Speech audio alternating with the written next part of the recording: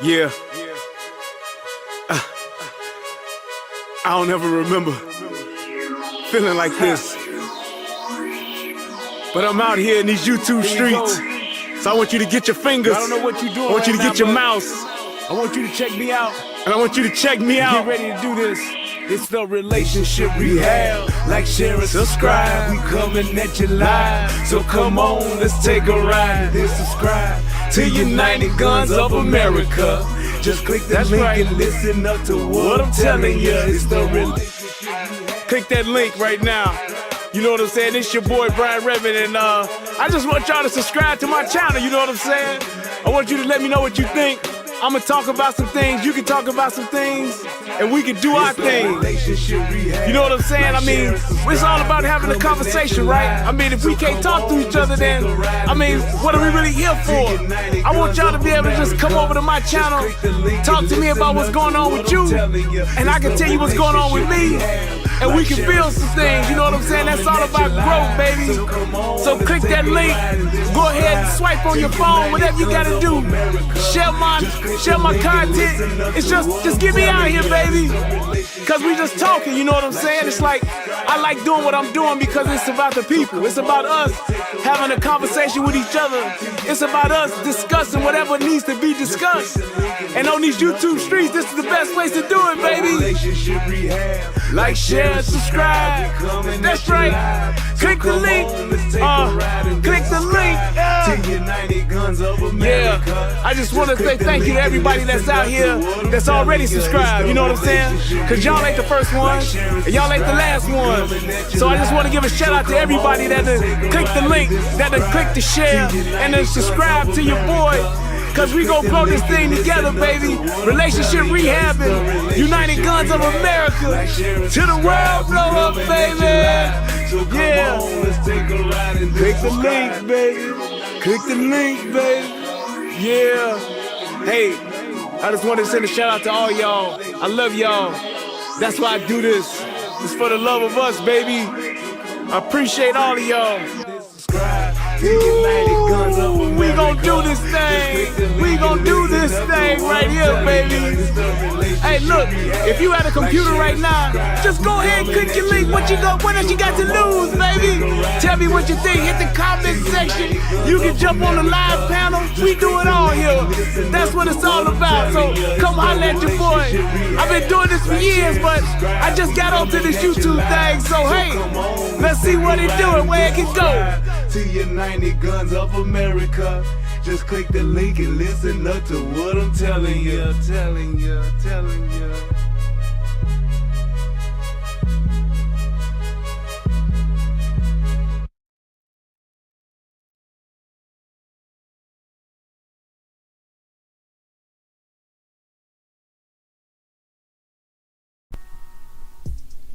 Federal law allows citizens to reproduce, distribute, or exhibit portions of copyrighted motion pictures, videotapes, or video discs under certain circumstances without authorization of the copyright holder. This is called fair use. There we go. It is allowed for purposes. It's your boy Brian Redmond, and yes, we are live on another show. This is the Relationship Rehab, and I'm so glad to be here tonight. And I need to stop that because it shouldn't be going. There we go. Alrighty, there we go. And federal law allows citizens to reproduce, distribute, what am I doing? Or exhibit portions of copyrighted motion pictures. Okay, now that should be it. Take it down. It's not time for that yet. There we go. All right, let me get this shut up. But let's start that over again. Good evening. I am Brian Redmond, and this is the Relationship Rehab, and I'm so glad to be here tonight with you all for yet another show. Tonight, we are going to be talking about a really good topic. This is going to definitely be some relationship rehabbing going on tonight. Yes, indeed. It's so good to see you guys. Let me give some shout outs to the people as I get this chat going on the screen. I should be able to just get it smooth. Yes, indeed. And it should pop up in just a second. But let's go ahead and give a shout out to, if I can scroll back up. There we go. Scroll back up to the top. What's going on to my man Illa Dre. What's going on to Kazima's Keyblade? What's going on to A Day in the Life of DJ Matt 121? What's going on to Phil, Brad, Irie, man? Everything's all right, man. In Jamaica, we don't have problems. We only have situations. Shout out to my man Solomon King. Shout out to CJ Gunn, the best mod in the whole wide world. Shout out to my man Thick Cut. What up? What up? Shout out to me. Shout out to my man Daryl Phillips. Shout out to Ashawn Ghostface Trucker. And shout out to all my truckers out there. I'm gonna get a horn. I'm gonna get a trucking horn sound. I'm gonna do that, and we're gonna play that every time the show goes. I love my truckers out there. Y'all keep the world going, Craig. The world be going because of y'all out there.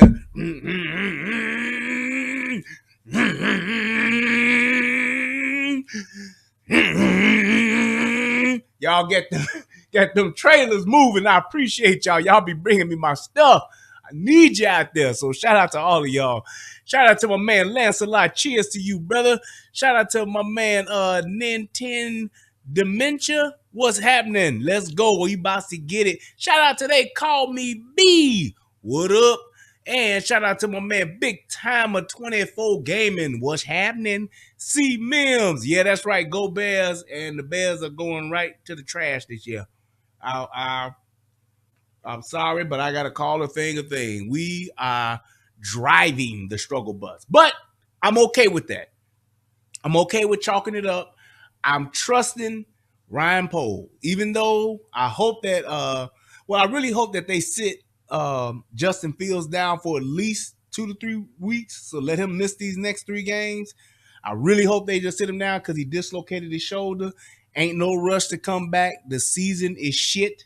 So it's a wrap anyway. Hey, get the backup in there, prepare the others, and we can move on and just chalk this season up. High draft pick. We got a ton of money after the season's over. So the cap room is going to be great. So I'm just hoping that we can just really turn it around. Like I said, I'm looking forward to Ryan Poles. The only thing I'm really concerned about is the coaching staff. That play calling and shit that they've been doing has been suspect in a mug. So hopefully Ryan Poles sees that and will address that as well, and we can move forward and get on back to glory, our glory days. I want some 85 domination in this motherfucker. Man, what? We shall see. Why is this not coming up? Let me try it again. Should have been and came up by now. Change. There that goes. There I go. But I don't go nowhere without my gym hat. Now, let's see if that goes. Okay, now it should work. Bam, there we go. All right, got the chat up now. Yeah, so we'll see about them Bears. Shout out to them Ravens. Hey, I like my man Lamar Jackson. I just hope he don't get hurt either because he's running for his life too. That's just the thing about these running quarterbacks. When you don't have a lot of weapons, it's like, I just don't like it because he's a good quarterback, and so is Justin Fields to some degree. He still got a lot to learn, but whatchamacallit can throw the ball for the Ravens. He can throw the ball. Lamar Jackson can throw the ball. They need to get him some damn weapons, and they need to adjust that offense. The run is great, but I think he's doing too much, and I think it's going to lead to him getting hurt because it's just bound to happen when you see that type of football, that type of offense. It's just bound to happen. I can't think of a quarterback next to Michael Vick, and that's just because Michael Vick was extremely fast to where these guys run like they running for their lives every game, and they don't get hurt. I just don't see it. Right. Look at RG3. I just don't see it. It never works out. You might get away with it for a season. You might get away for a season number 2, but around that second or third season, they bound to catch one, whether they get a hit or whether they go down wrong or get tackled wrong or something usually happen. And it's just a snowball effect after that. So I don't like to see it. Like I said, Michael Vick, he was just freakishly fast, and he was just an exception. He was exceptional. But I think a lot of guys, they get their career shortened by doing that. And it's like the fucking coaching staff and the team, they don't give a shit. They just run these motherfuckers like they goddamn rented mules. You don't give a shit about no mule, let alone a rented one. But that's just my philosophy. But I would like to say I wanted to talk a little bit before the show actually gets started. I wanted to talk a little bit about what's been going on in social media. And I wanted to compare two actual instances here of what I'm really concerned about when it comes to just black folks in general. So,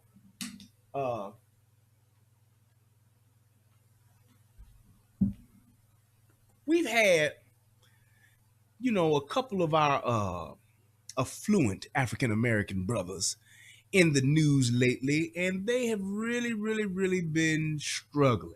It's been a few. And it brought along this question, and I've seen a lot of people talk about this on the internet, and they've been doing blogs and stuff like that. But I just wanted to ask this question.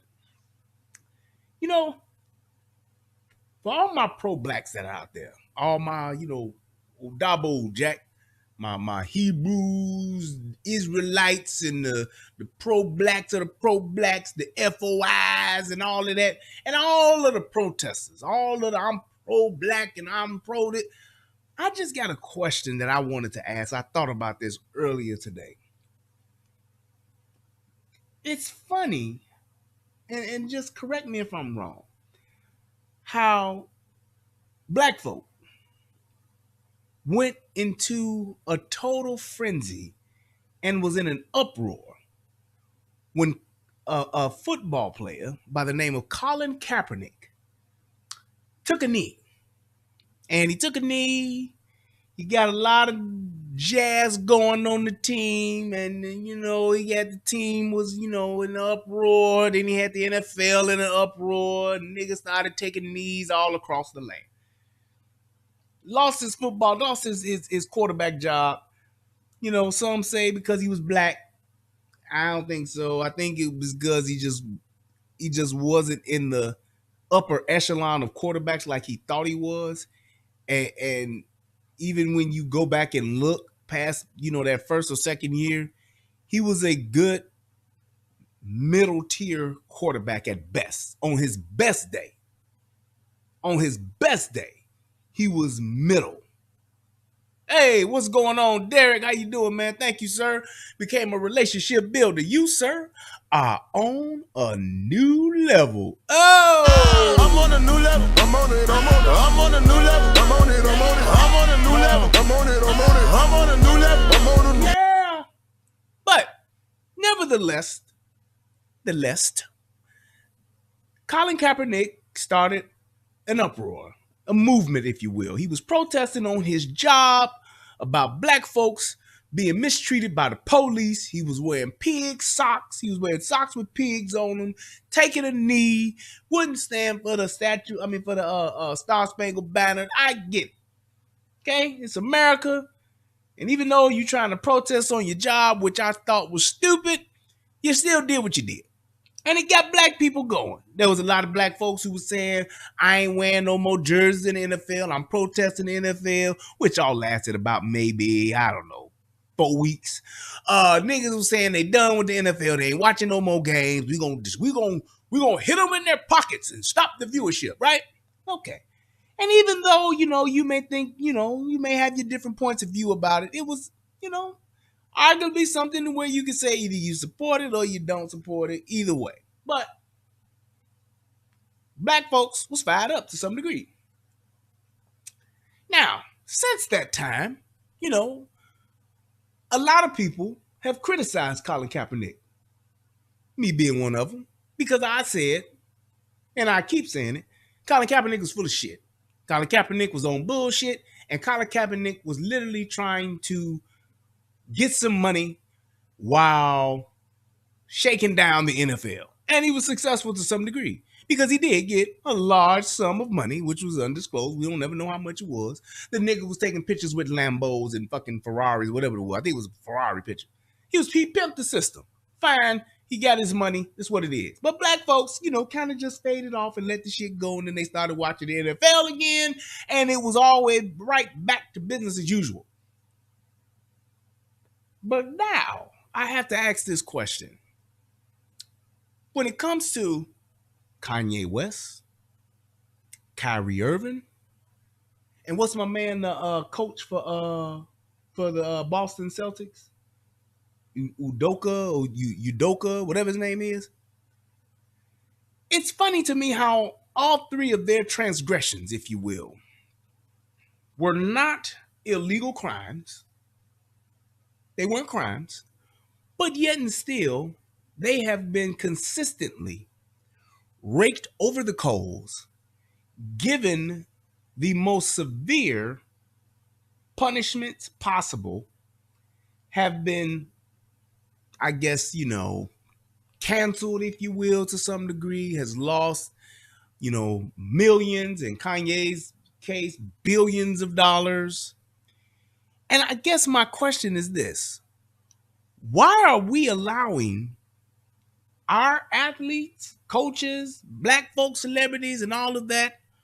Why are we as black folks not in an uproar about the apology tours that black folks got to make when, especially, more specifically, that black men have to make when they say something that certain people don't like? And it seems to me like they are put into the apology zone, like the phantom zone. They're put into this apology zone where they can never get out of it. They have to keep saying they're sorry. They have to apologize. And they are literally financially whipped. They are socially beaten to no end. Another case in point would be Chris Brown. Yep. Chris Brown, who is arguably, to date, the next best thing to Mike Jackson. That's right. Michael Jackson is the greatest entertainer of all time. Chris Brown is probably a close second. There ain't nobody, and I mean nobody, that can sing and dance like Chris Brown. The only person who's even a close second is Usher Raymond, and he's old. Usher's out in Vegas. Usher's pretty. Nope. Bruno, nope. He can't sing and dance like Chris Brown. Chris Breezy would dance Bruno Mars the fuck off the stage. He'd dance him off. Sorry. Nope. And I like me some Bruno Mars. I do. Catch a grenade for ya. Throw my hand on a blade for ya. Love me some Bruno, baby. But arguably, right, to date, you talking about hits, hit records, like my boy Easy was telling me today, you go and get this dude on a hook, guaranteed platinum. How is it that Chris Brown, all of a sudden, by the not VMAs, the American Music Awards, gets his tribute to Michael Jackson? It's the 40th anniversary of Thriller, and he literally gets his performance canceled. Now, American Music Awards have come out and said, a bunch of different reasons why. Oh, this is just part of the business. This is what happens at certain times. But we ain't never heard of no Adele performances getting canceled. We ain't never heard of no Taylor Swift performances getting canceled. We ain't never heard of no Lady Gaga performances getting canceled day before the awards. Somebody correct me if I'm wrong. Please do. You don't hear it. However, Chris Breezy, day before, is canceled. Now, you want to know why he was canceled? Because I ain't going to do nothing but keep it 100. It was canceled because it would have been a great look for Chris Brown. A great look.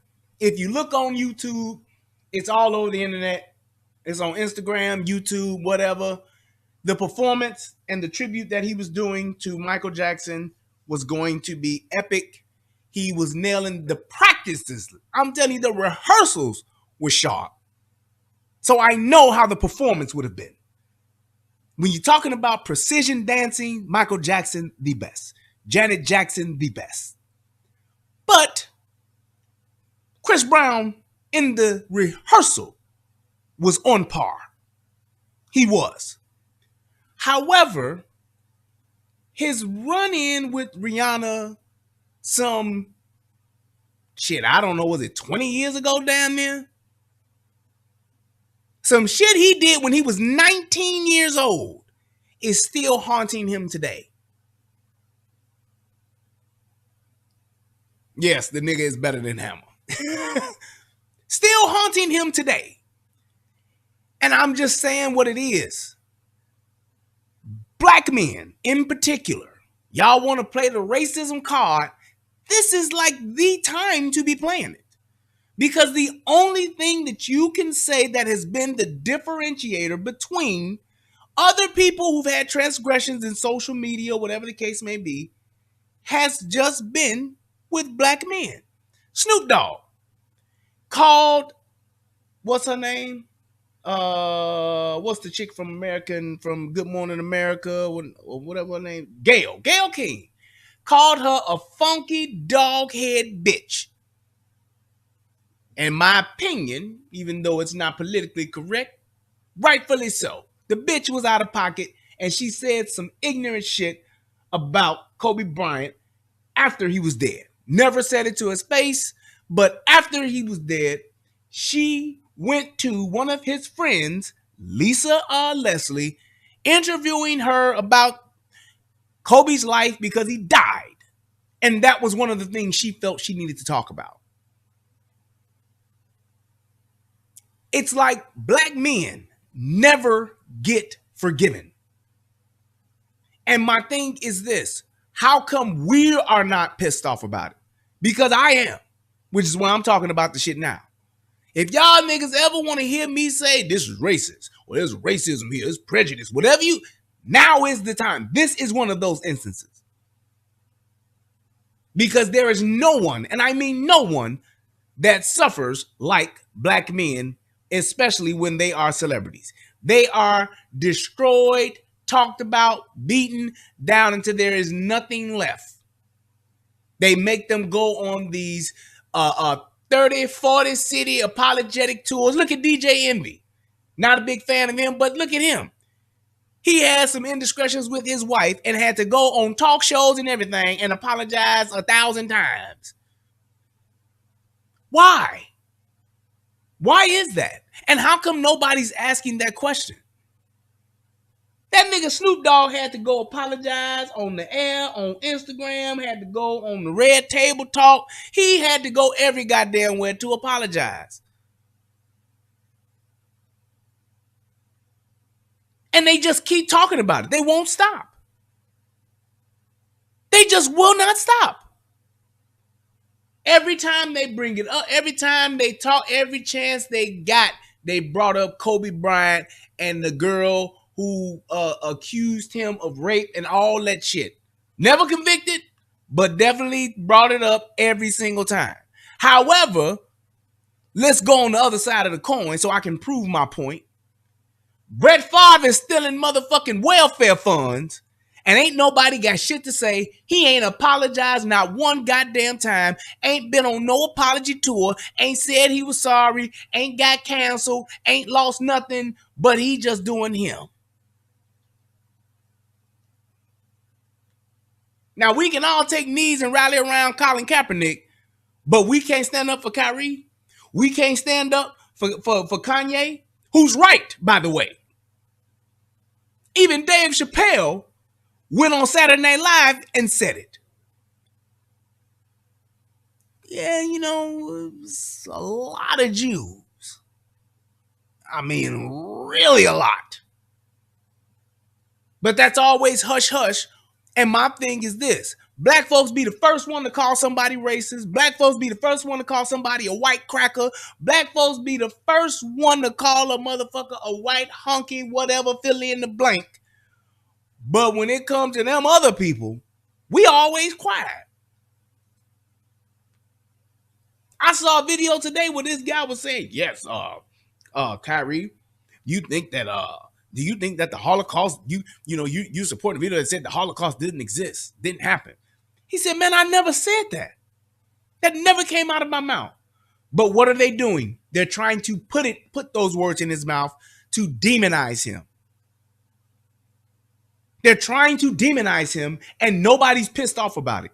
Nobody said, this man didn't say a goddamn word. All he did was made a post about a movie that is on Amazon. And ain't nobody said shit about Jeff Bezos, who's selling the motherfucker. Who's selling the motherfucker? So it's just like this. Let me give you an example of what's happening here. I go and I get some drugs. I go and get some blue magic. And I go on Instagram and say, man, this the best goddamn heroin I've ever had. This heroin right here, nigga. This heroin, this is that ooh-wee. And everybody comes down on me, but nobody goes to see Frank Lucas, who's actually selling the shit.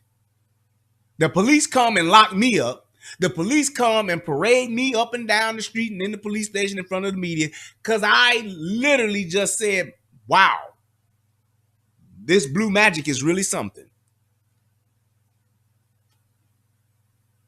And everybody's just sitting back saying, yeah, shit, he shouldn't have been talking about that blue magic. Okay, well, that's fine. But what about the goddamn drug dealer? What about the person who's selling it? Has he been forced to sit down and get talked to and got a talking to by this rabbi? Nope. Has he had to go to a seminar and sit in a classroom and get, talked to by this group? Nope. Has he had to go on an apology tour? Nope. And we are okay with this. Now, I understand that there's plenty of politics behind closed doors, and we all know who's pulling the strings with this shit. But my point is this. If we can stand up and take a knee for fucking Colin Kaepernick, a motherfucker who we still ain't seen none of that goddamn money he got, which he was doing it for us, right? Just like Black Lives Matter. He pulled the Black Lives Matter before the Black Lives Matter pulled the Black Lives Matter. We did all of that, got in an uproar about it and everything. Nobody saying nothing. Just like we don't say shit about Black Lives Matter.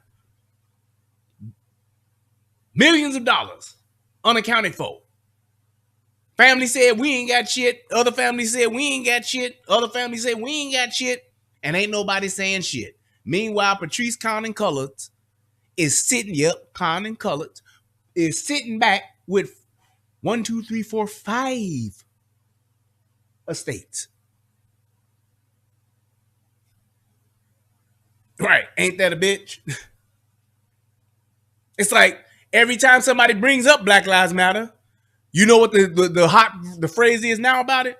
Yeah, what about Black Lives Matter? Well, the premise of what it initially started out to be was good. The idea of Black Lives Matter is a good thing. Oh, but when the motherfucker say, hey, y'all, why ain't y'all asking about the money? You know what you hear?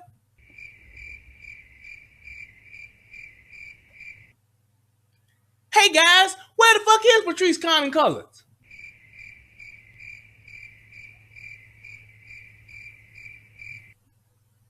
That's all we hear. We don't hear shit. It's crickets.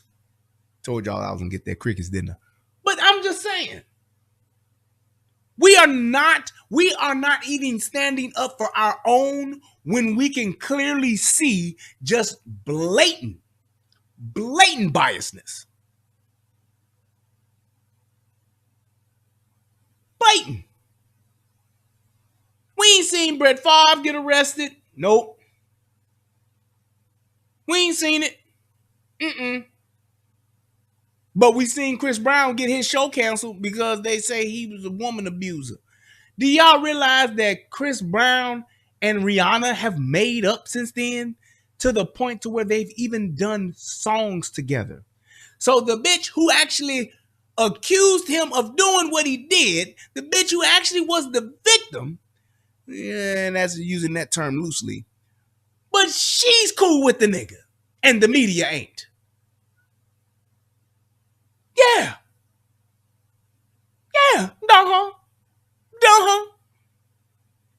She's cool with this nigga and the media ain't. The American Music Awards still got a problem.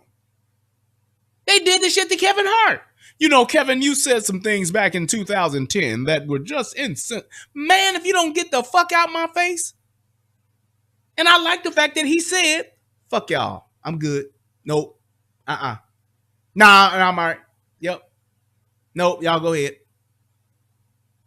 Which is the reason why I don't watch any of these award shows, just because of the politics and the bullshit that they do. You get all these committees and all these people that's voting, and all it is a fucking a fucking high school popularity contest. Whoever everybody's liking at the moment is gonna win.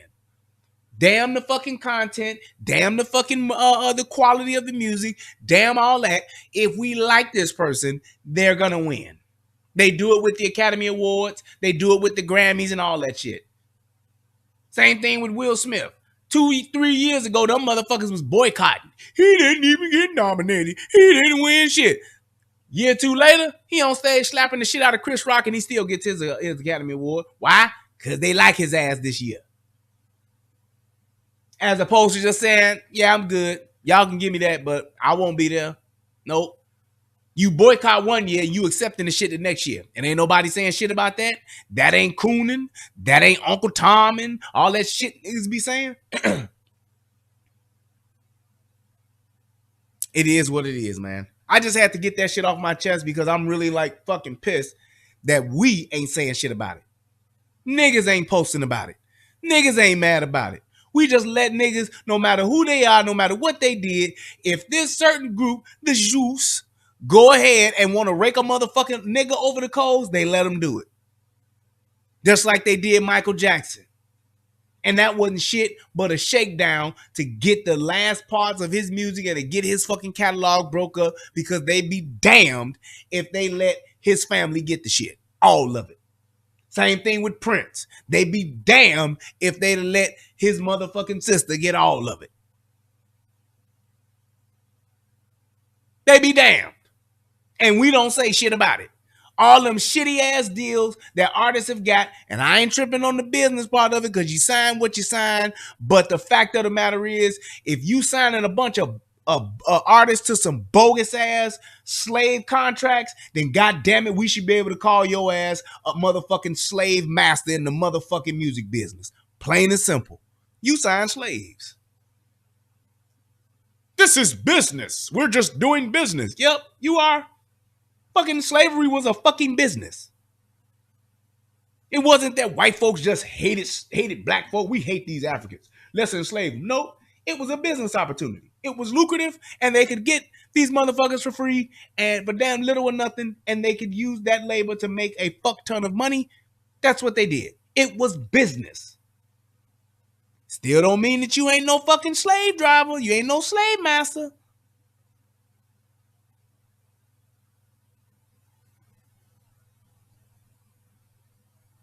I'm just saying, that's just what it is.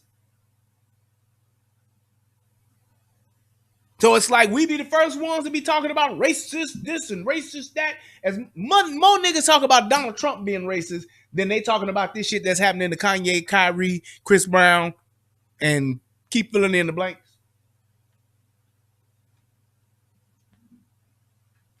And I'm just saying, why is that? How come ain't nobody protesting the AMAs? You niggas tuning in and watching that shit. How come ain't nobody protesting all of these, the NBA? Look at what they did to that coach. Suspended his ass indefinitely. Like, nigga, you suspended until we say when. The fuck? You think he the first coach to a fucking employee in the NBA? Bullshit. You really think he was the first? Nope. Even when you talking about fucking whatchamacallit. What's the boy in Golden State that stole on the dude?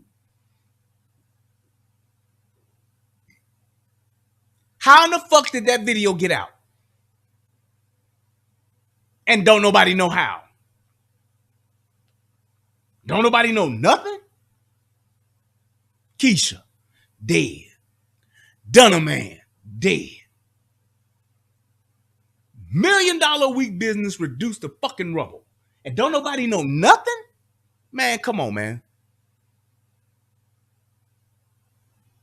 And what he did was what Green did to Poole was some bullshit. But I'm just saying, ain't nobody asking the question and say, well, goddamn, how come that ain't the first fight that ever occurred at an NBA practice? How did this one get out of all of them? Out of all of them, this is the one that makes it out. Right. Right when some decisions are going to have to be made at the end of this year for this nigga's career. They want to knock down his price, knock down his worth.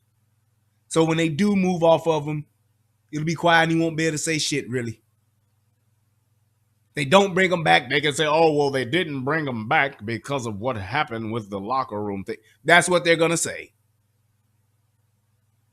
It was an opportunity to mitigate the issue of his ass not getting re-signed, to mitigate his ass not getting more money if he does go to another team, to mitigate if they just decide. Don't be surprised if they just happen to trade his ass in the middle of the year. Around February, don't be surprised if he gone. But we not saying nothing is all I'm saying. The game is the game. I get it. But how come we're not saying nothing, but we standing up for Colin Kaepernick? We going off about Colin? But we ain't going off for Kyrie, Kanye, Udoka? Is that his name? I think that's his name. Come on, man. I'm just saying. All right, I'm off my soapbox now. Let me go ahead and move into the actual topic. I asked the question, or I'm asking the question, why is it that divorce is made to look like it's just such a simple thing, such an easy thing, such a thing that you can just do, like getting it taken care of over the weekend? I'm really concerned about this video, and I saw this morning, and it just did not sit well with me the entire day. And I said, I got to do something about this. I gotta do. Oh, wait, I fucked that up. Oh, hold up. Wait. That is not what I meant to do.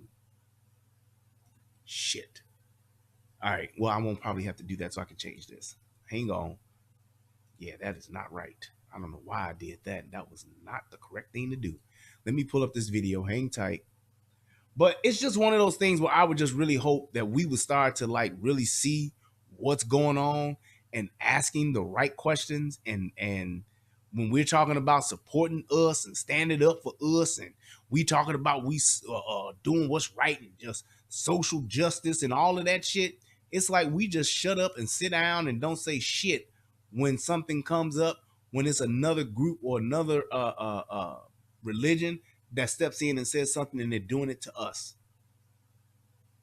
We're just quiet as fuck on it. And it's really it's bothersome to me to see that when we'll go and we'll march and we'll post all this shit on our social media pages for things that are way, way, way less or way more trivial than what this is that's going on now. Why is this not letting me pull up this video?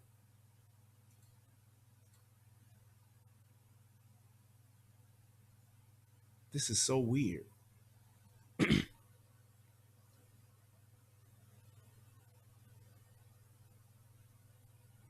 This is so weird. God damn. All right, there we go. Is that it? Yes. Nope, that is not it. Let me go here. There we go. Okay, cool. Now I got it. During the holiday season, it is normal to feel displaced and sometimes alone, especially when dealing with a divorce. The divorce coach, Sarah Davison, joins us now to share ways to cope with and thrive after breakups and divorce. Thank you so much for being here. Oh, thank you for having me. I imagine that this time of year is probably the hardest, and you yourself are a divorcee. So what are the first steps you take to get past the I hate to say self-pity, but feeling sorry and sad? Yeah, I mean, that's a great question because it is overwhelming. In fact, not a lot of people know that divorce is one of the most traumatic experiences we go through. Actually, the second most traumatic life experience after death of a loved one. So it does complete. And I gotta say, shout out to my man Tommy Sotomayor, because he said for years that a divorce is like a death in the family, which is very true. Very, very true.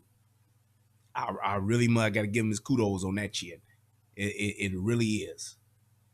Hit you like a freight train. That's why I do this. It happened to me. And I think in those early days, it's got to be all about self-care and not beating yourself up, knowing that you've kind of got to go through that grieving process to come out the other side. But you will, to have faith, because there's lots of things you can do to take your power back and start feeling better. Okay, so you have helped people through this, and you've actually taken what you did before, your business coaching and development, and you kind of flipped it and turned it into helping people to deal with divorce. And you've come up with 5 steps that people should go through. And you say the first step is, first of all, to determine if you really want to get a divorce, right? Yeah. Should I stay or should I go? I think a lot of people look at the future and look at the sort of, is the grass greener over there, and would it be better?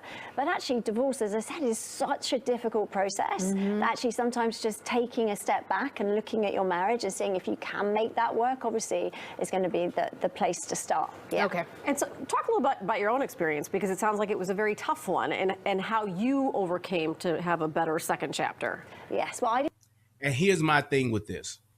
So I really wish that we had the type of society that was more, I guess you would say, pro-marriage, more pro-stay together, more pro-work it out.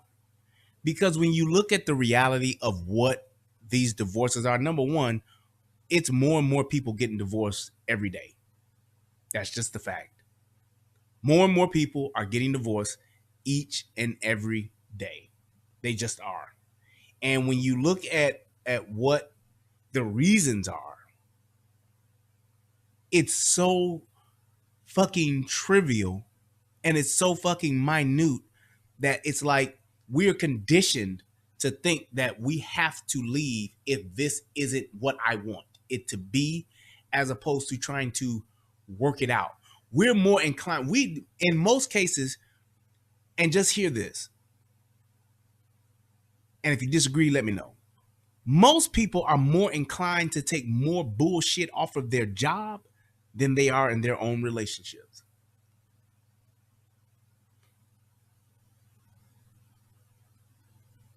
And I'm talking about a career. I ain't talking about working at motherfucking Walmart, goddamn. You can go from one Walmart and go to another. People in their careers. You have a career.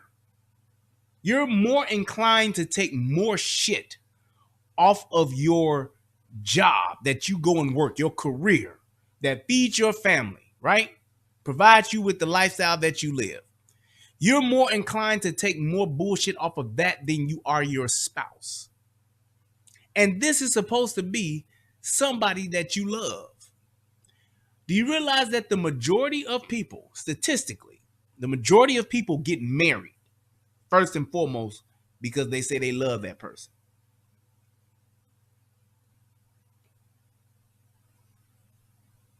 They say they love that person. That's the majority reason. Now, there are other things that come into effect, finances and all that shit. But that's one of the main reasons. Another main reason is companionship. So you have a desire to be with somebody. You find someone that you love. Shout out to my man Derek. Thank you. Hit your boy with $20. I appreciate it. Find somebody to be with, and you're with that person, right? However, one thing could come up, blow out at whatever, or mishap here, or somebody slept with somebody there, and that's it. It's over. I'm cashing out. Cashing out. Motherfuckers go, you willing to go all in, plan the wedding, to spend the money on the wedding, inviting all your girls so you can see, they can see me walk, bitch. You gonna see me walk down this. You do all of that. Going to debt in most cases. And then that one thing, that one issue, whatever the case may be, that sparks the flame for divorce. And next thing you know, you out. And when people ask, oh, well, they wouldn't grow. She wouldn't, she just wasn't everything that I needed her to be.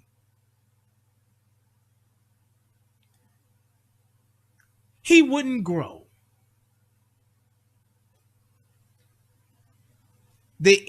Most of the time, the reasons are so trivial to where, like I said, you could be, if you had the same level of commitment for your career that you have for your marriage, there would be way higher numbers of people not just getting married, but staying married. We're over 50% of couples that get divorced. And it's even fewer. I can't remember what the percentage is of people that are actually getting married, but it has declined drastically over the past 3 years.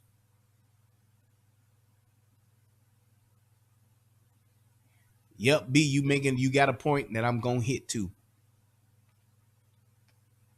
And my thing is, and what I began to think about, I said, man, you got a person on here who's making money having a coaching course and a book. This bitch got a book and everything on how to get over your divorce, how to thrive after your breakup or divorce.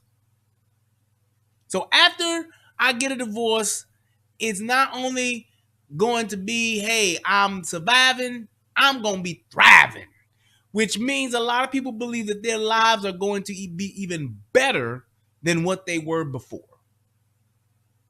Which leads me to believe this, just from a selection point of view, from an adult point of view, with the way that things are now today when it comes to marriage and when it comes to people staying together, we are severely inadequate when it comes to selection. We don't know what the fuck we doing, why we picking, who we picking, and we're not picking for the right reasons.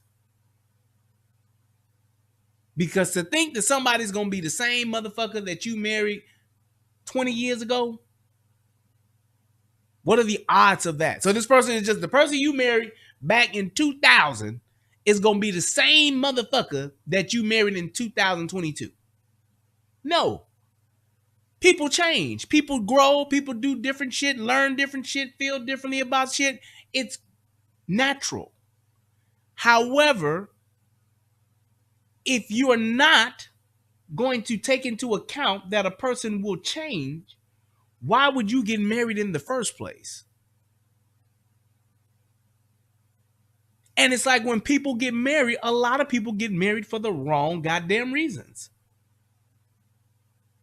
They get married because of status. They get married because, oh yeah, he looked good. Oh yeah, he got this. Oh yeah, he can get me that. Then once you got it and you realize, well, it really ain't all that, then now you unhappy with the motherfucker you picked. But as opposed to working those things out and working for those things to get better, you choose to do what? I'm going to leave because I can do better. And I'm telling you like this, when you have that mentality, and please click that like button, when you have that mentality, you can go back and look statistically and even go look at your friends.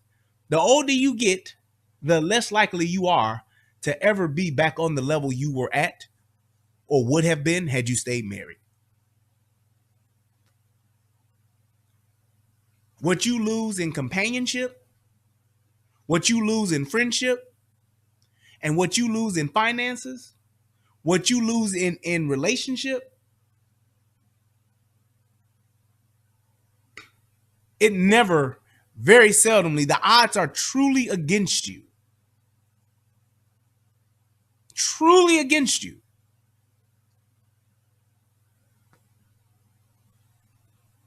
So it's like you have to look at what it is that you're doing, because we're so quick in our society. It's so such an easy thing and such a socially acceptable thing to just get a divorce, to where we have people that literally have a business. This woman is going on tour to do that. Talk about how to thrive after divorce, girl. How you about to really live it up? People have divorce parties. That's like saying I have a person or a relative that died and I have a party because that person is dead. They in heaven now. Woo-wee. Put on the bus stop. Give me a clap. All y'all freeze. One more clap, Charlie B said. Bus stop, please. What they celebrating? Oh, whatchamacallit died. What? Yeah, he in heaven now. I guess they living ever after. That's that afterlife, boy. I'm having an afterlife party. Let's do it. Right. David Williams said divorce parties with penis-themed cakes and strippers.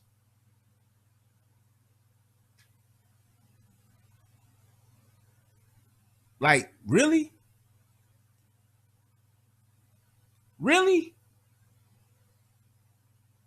And it just goes back to saying, hey, what is it that really motherfuckers value?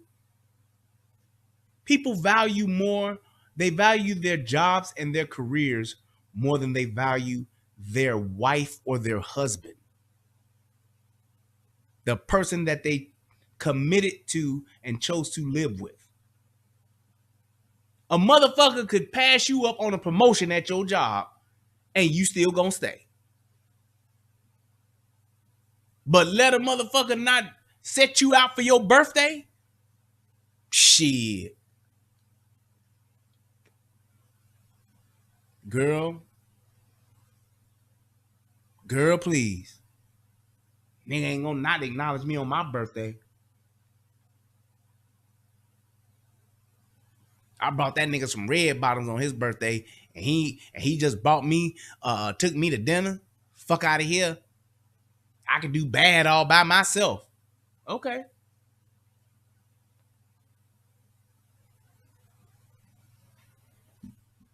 And if you really like, just think about what I'm saying. Think about the couples that do get divorced and then wind up getting married again or wind up moving back in with each other 4-5 years later. Bitch go out, ride the dick carousel for a couple of years, and then realize, shit, ain't nothing out here but dick. Ain't nobody trying to wife me up. Ain't nobody trying to marry me. Right, bitch? You 45. Why the fuck am I gonna marry somebody who's 45?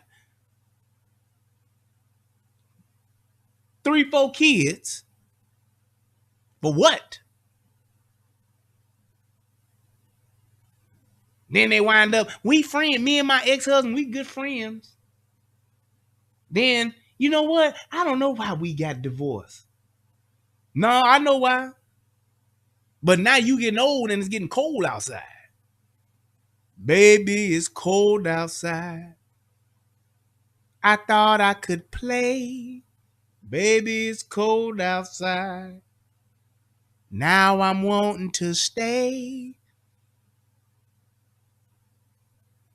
It's like the way that if women are the ones that initiate divorce, what is it, like 75% of the time or some shit like that, whatever that high ass number is, you would think it would be the other way around because a woman's value goes down as she gets older as far as getting married.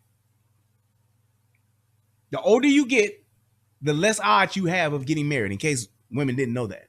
Here's a fun fact for you. The older you get, the less opportunity you will have to get married again. Now, there are some people who's listening to what I'm saying say, that ain't true. Motherfuckers be getting married all. Yeah, we talking about you marrying somebody that you want to marry and you marrying somebody that you're going to actually be happy with and stay with. A motherfucking woman will marry for convenience and will marry for food, clothing, and shelter, just like that. They will do that. Why? Because it's cold outside. I'm hungry today.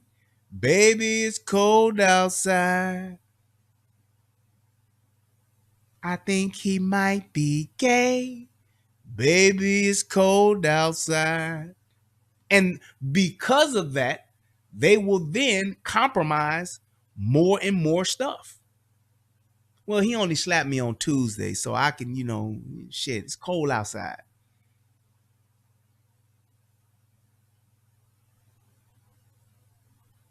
Well, I think he might be fucking my best friend, but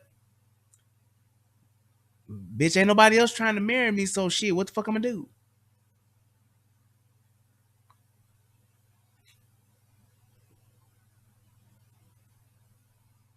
That's just all that's just what it comes down to. It's the whole thing, like I always talk about, the old hoes. Those are the women that, started out in their younger years. They was getting all the attention. They had all the niggas lined up, niggas for days, and they had niggas that was chasing them, wanting to do this. I buy you this, I pay your cell phone, I pay your car note, I pay your house note, I do whatever, whenever, however you want. Just let me get a taste, a sniff of just a look. And then as they get older, they get less and less desirable, to where now it's just, fuck, but that's it. And I'm gonna be fucking somebody else too. Yeah. Why? Because a man who's older has options. And just like how women exercise their options when they're young, and most of them, especially black women, they do it foolishly. When men get older, they want to exercise their options. That's why you don't see 50-year-old niggas running to the fucking altar. Why would I run to the altar when I can walk to the club and have my pick of the old hoes that are out there? That's what it is. Men's value increase the older they get. They make more money. They get more. They're able to achieve more. They get more assets. They basically are able to increase their value because those are the things that women look for. Whereas women in their younger years, they actually decrease. And it's so shocking to me that they're stupid enough to waste their youth just fucking. They spend most of their youth, most of their prime years fucking ain't shit dudes.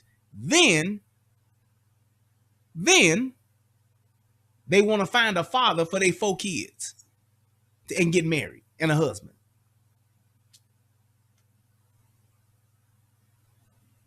You didn't think about that 12 years ago when you was 26, having baby number 3? Nope.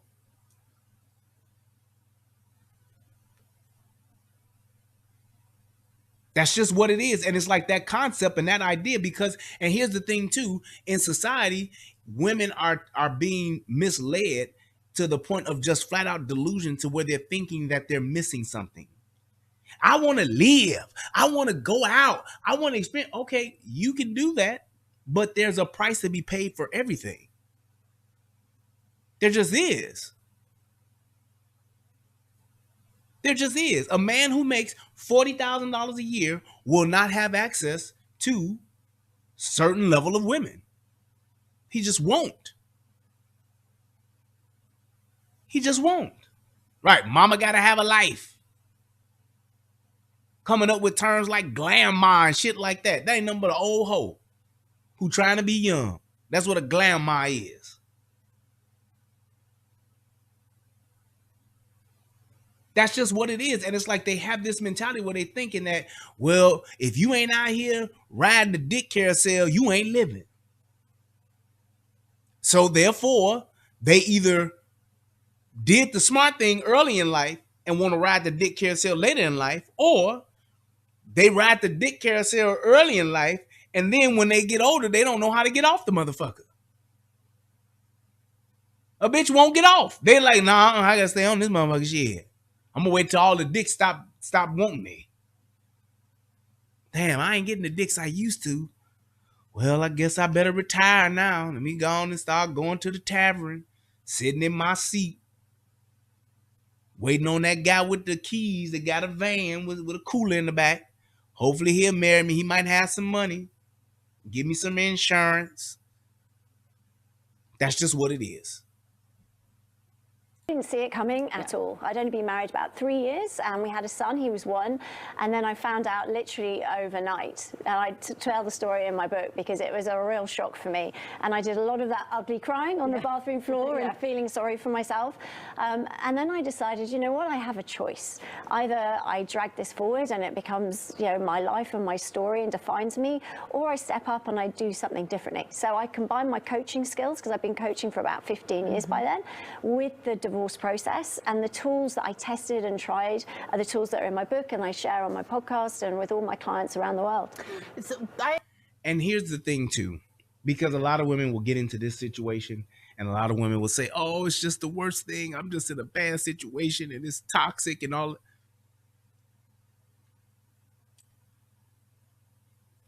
I got 3 words for you. You picked him. You picked him. You did. However much of a whatever he is, however bad of a whatever he is, however toxic he may be, the fact remains is that you picked him. So if you picked him, what are your odds of you picking something better than him later on in life? Way less options. But you think you gonna pick again and hit the jackpot this time? Y'all picking them because y'all think it's funny, fun, cute, exciting until life hits your ass. That ain't shit nigga that you gotta follow around, that you gotta try to find out his phone, you gotta find out who else he might be fucking, you gotta smell his dick when he come in. That shit was all cute and fine and dandy because you and all your girlfriends wanted him and you think that now you got him, you got the prize, but you can't even enjoy the nigga because you too busy running up behind the nigga.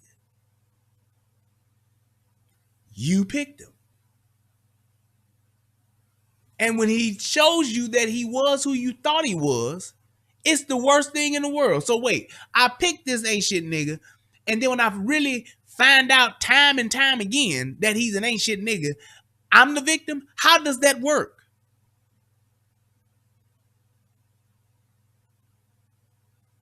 How does that work? Why would you think that would be the way things should go? But now that you're old, you think you can get a do-over. Most of the time, and I know a lot of people ain't gonna like this, or may not even want to acknowledge this, most of the time, the motherfucker that you picked and that you married to and got kids with, got a house with, got a life with, about 8 times out of 10, that's the motherfucker you probably need to stay with. Because what happens when you get a divorce, what happens with custody of the children, what happens with all of the finances, even if you do get child support or whatever, to some degree, when that shit is over, it's over. And you'll be like Earthquake's wife. That bitch literally got mad because he paid off his child support early. She got mad and wanted to sue him to get more money from him because he paid off his child support early.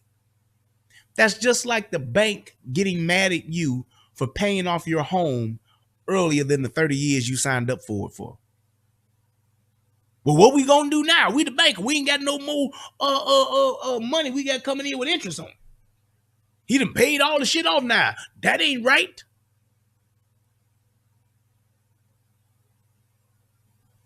It's just it's mind-boggling to me to where we don't have a spirit of trying to build and even in the words of Joe Biden, build back better when things aren't right. Fixing things when things aren't right. As opposed to cashing out.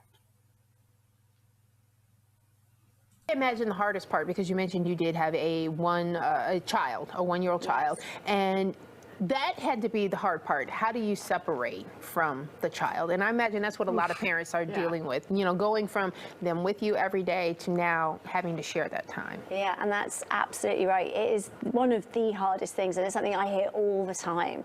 And I think, you know, as a parent, you never sign up not to spending every day with your child, right? You're putting them to bed or taking them to school, and you feel like you're missing out when you're not doing those things.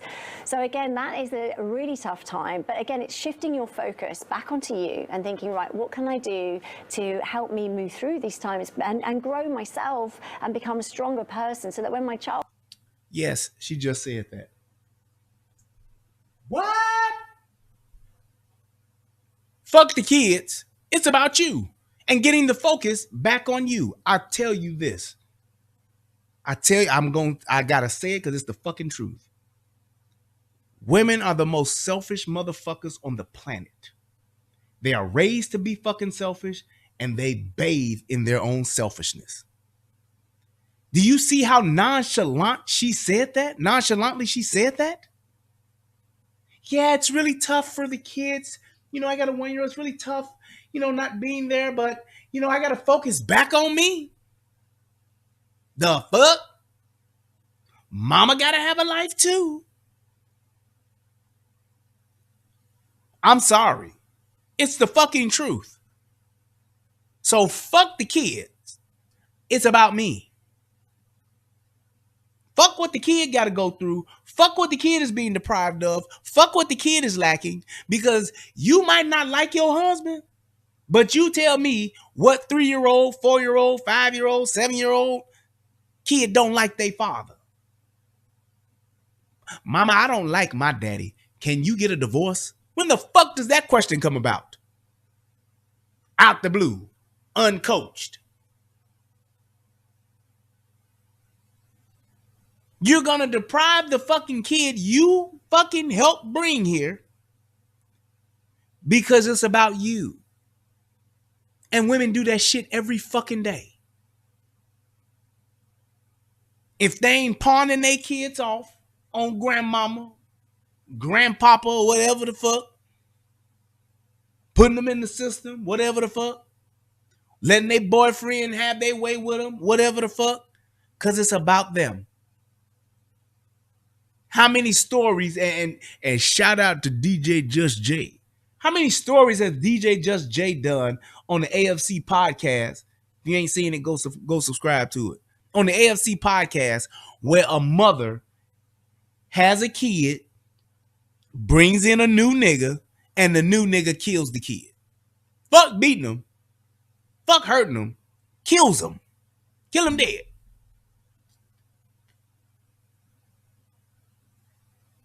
I got all the respect in the world for DJ and the shit that he does because I can't do it.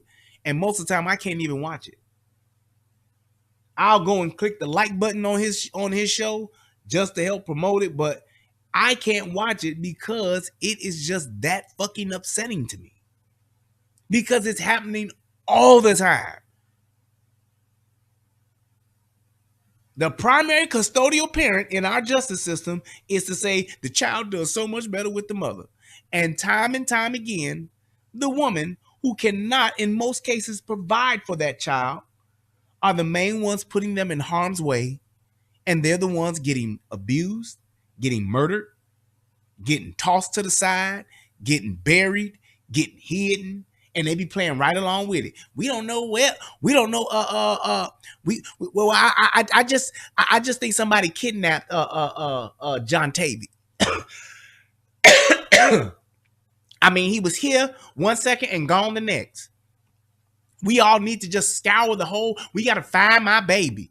Bitch, you know where he at. And then what happens? 2 weeks later, 2 days later, kid was found here. Boyfriend was with the kid last. Kid's dead. And she talking about, I don't know what happened. Why would he do that? You knew the nigga wasn't shit when you moved him in, but it was about you. You knew that nigga didn't like your kid the first time you went off on him, but it was about you. Kid pissed himself. Dude beat him to death. It was about you, though. Dick was good. Shit, mama gotta have a life too. They will disregard their children for dick, for money, for status. They will. And it's just as nonchalantly as she said it, because she did the shit her goddamn self. 1-year-old kid, well, you know, it's really tough, but it's about getting back to me. Fuck this kid. Fuck my daughter. Fuck my son. And hell, if my new nigga want to fuck him, so be it. But it's about me. I have to get back to who I am, who I was. A single bitch riding the dick carousel is what I need to get back to. You hear women all the time talking about, I got lost. I don't know what happened to myself. Whose responsibility is it for you to keep yourself as yourself? It's you. Like Cat Williams say, it's called self-esteem. Unbelievable. Nobody's making you not be who you are. Nobody's taking away who you are. If you think that you're going to get lost in a relationship, don't get in one. If you think you can't be who you are after you have kids, don't have them.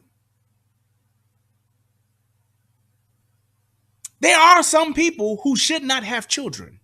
There are some people who choose not to have children. They know, and they're so self-aware, and I salute those who are that self-aware to where they say, kids ain't for me. I don't need to have kids because I like me doing me more than I would like having a kid. Kid sounds great, but I'm just selfish like that. I respect that way more than what a lot of motherfuckers do today. Everybody ain't made to have 5 kids. Everybody ain't made to have 3 kids. Everybody ain't made to have 2 kids. Everybody ain't made to have 1. It's okay to be married to somebody and y'all don't have kids. Y'all can live your lives together, be great companions, and y'all can go and have a ball, enjoy life. You don't have to have children.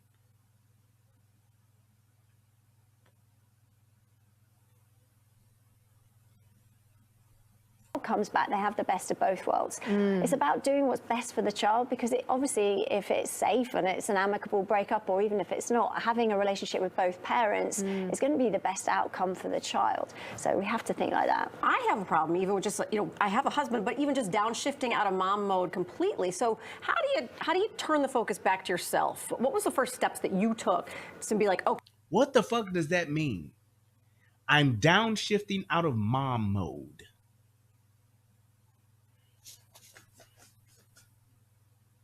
What the fuck are you downshifting into? I'm going to downshift out of mom mode and get back into my whole life, girl. I'm downshifting out of mom mode, get back into my demon time. I'm on demon time now. Like, did you not think that you having a kid would change your life and reprioritize your life? Did you not think that? Why would you be that naive to think, oh, I'm going to have this kid, but I'm going to do me?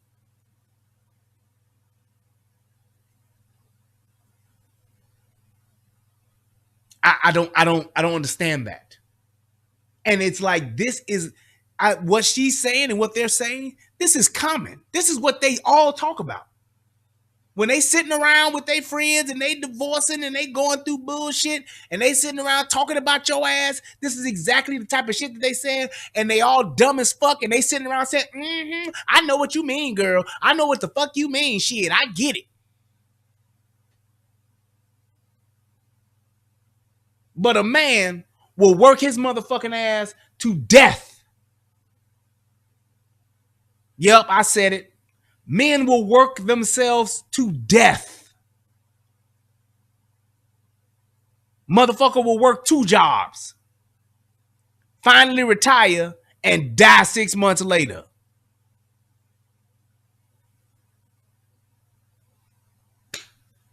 He was such a good father and he was a good dad, and that's all you hear. How often do you hear of a woman working herself to death? Yeah, she worked, man. She worked 3 jobs, man. Then she finally retired and died 6 months later, 3 months later.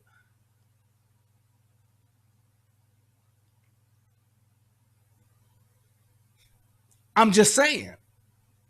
And here's and to Jesse, to your point, I'll say this. They all put on this fucking facade like life after divorce is just the best shit.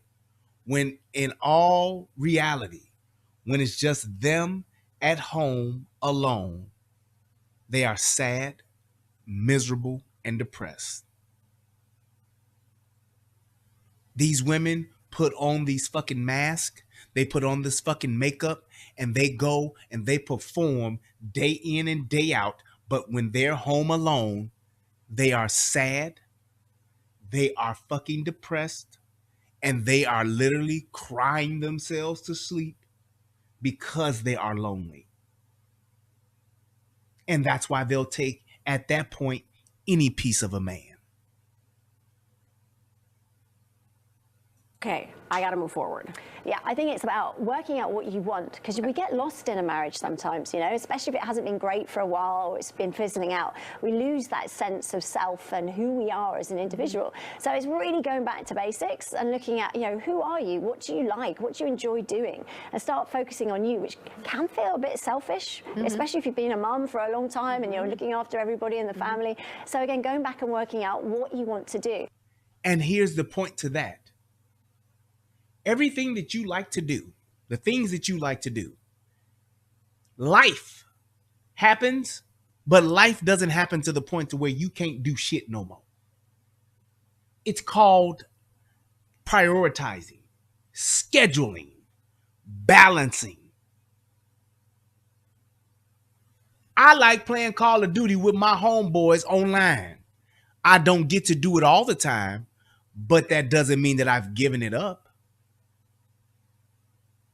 I don't.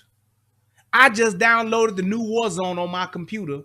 Why? Because I said, I'm about to get back to playing this Call of Duty because number one, they say that this game then got way better because the last game was shit. But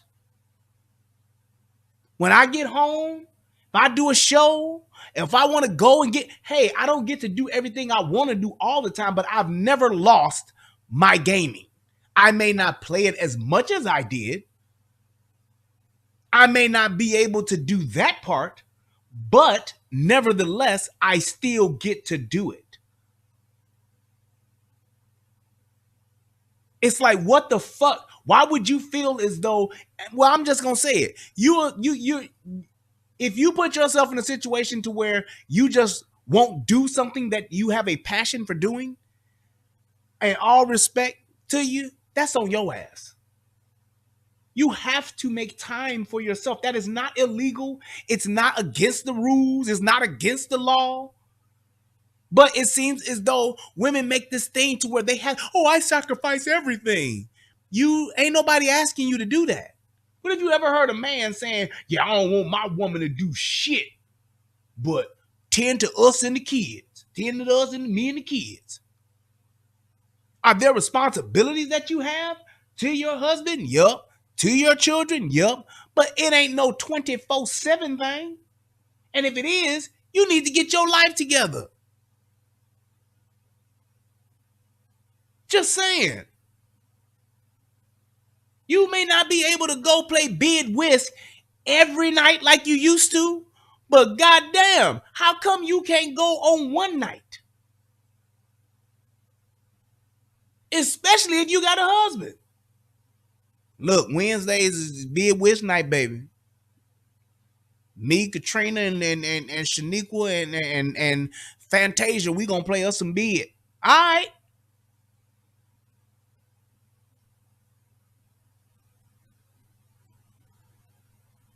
It's one of those things to where it's like it's like you're almost making yourself a victim and trying to make yourself feel like, oh, I just give everything when you're not being asked to give everything.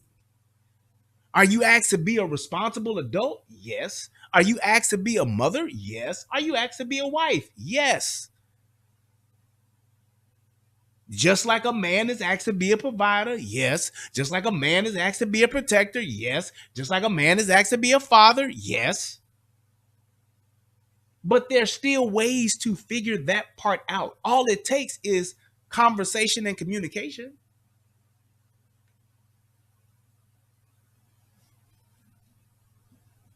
It can be done.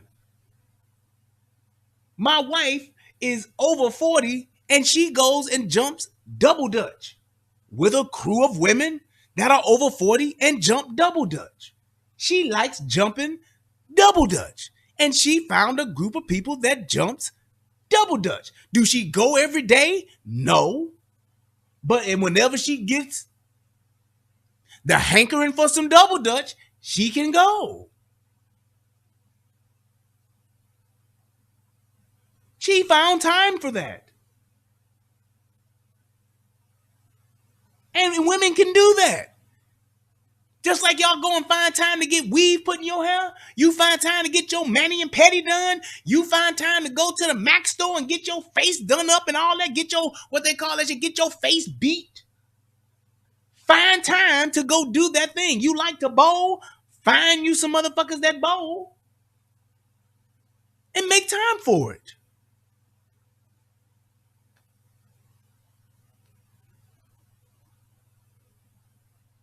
That's just called being responsible for yourself. It's not, I got to get back to me.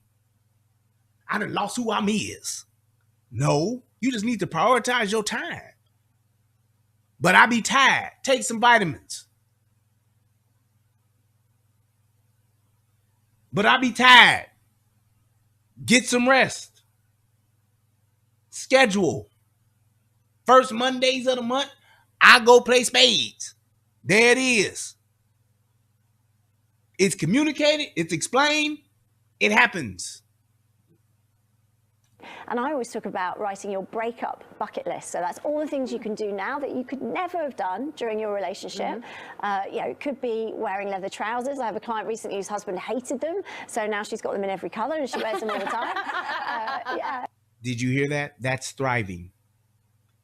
Thriving is I get to wear leather pants because my husband didn't like me wear leather pants when we was married. So now I got leather pants in all different colors and I wear them now.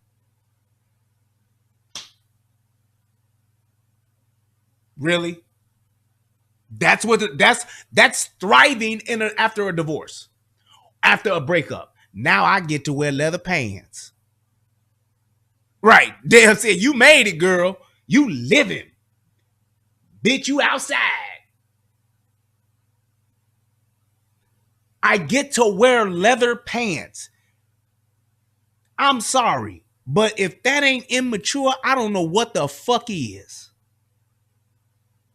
Bitch, I would rather you stay married and switch into your leather pants when you go to work than the motherfucking get divorced just so you can wear leather pants in all different colors.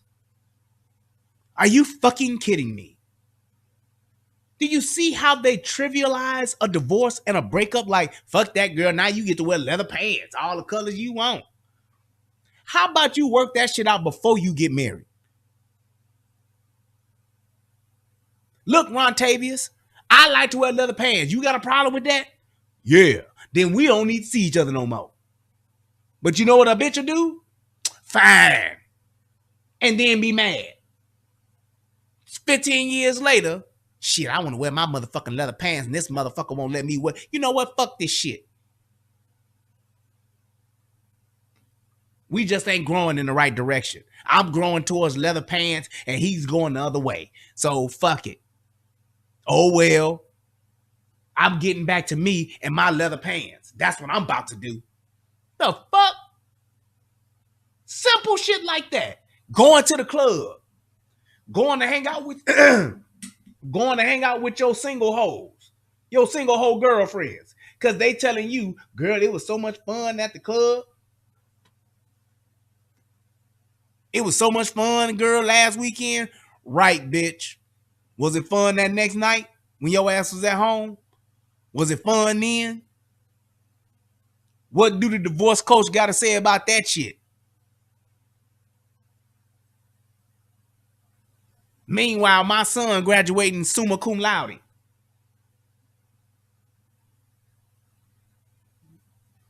Meanwhile, I'm going on vacation with my husband again. But bitch, you go ahead and you enjoy that motherfucking line dancing. Give me a clap. All y'all freeze. You going to enjoy that. I'm going to lay on this beach with my motherfucking husband.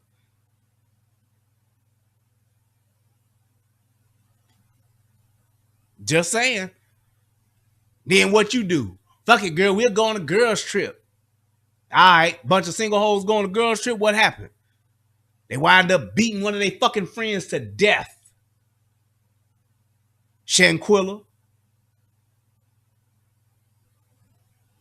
Who the fuck goes on? I mean, here's the thing. You going overseas. The worst thing you need to be worried about is going overseas and going to jail, or going overseas and something happening to you. Not going overseas, something happening to you, and it's your fucking own friends that do it. I use that term friend loosely. What the fuck happens to where you and the people you went on vacation with, you get so angry with you to where they gotta beat your ass in a fucking hotel room or a fucking villa, whatever the fuck it is, to death?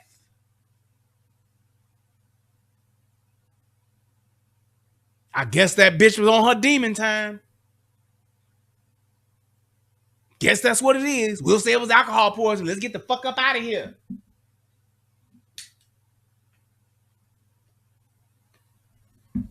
Why'd you kill her? I was on demon time, nigga. Fuck you talking about?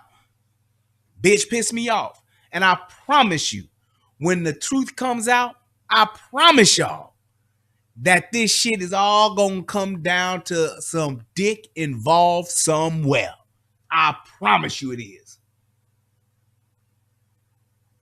That girl beat that girl the way she did. I guarantee you it's gonna come down to some bullshit about a nigga and some dick. That's what it always does come down to. I heard she had did this with my man. I heard she was texting and being a hoe with my man.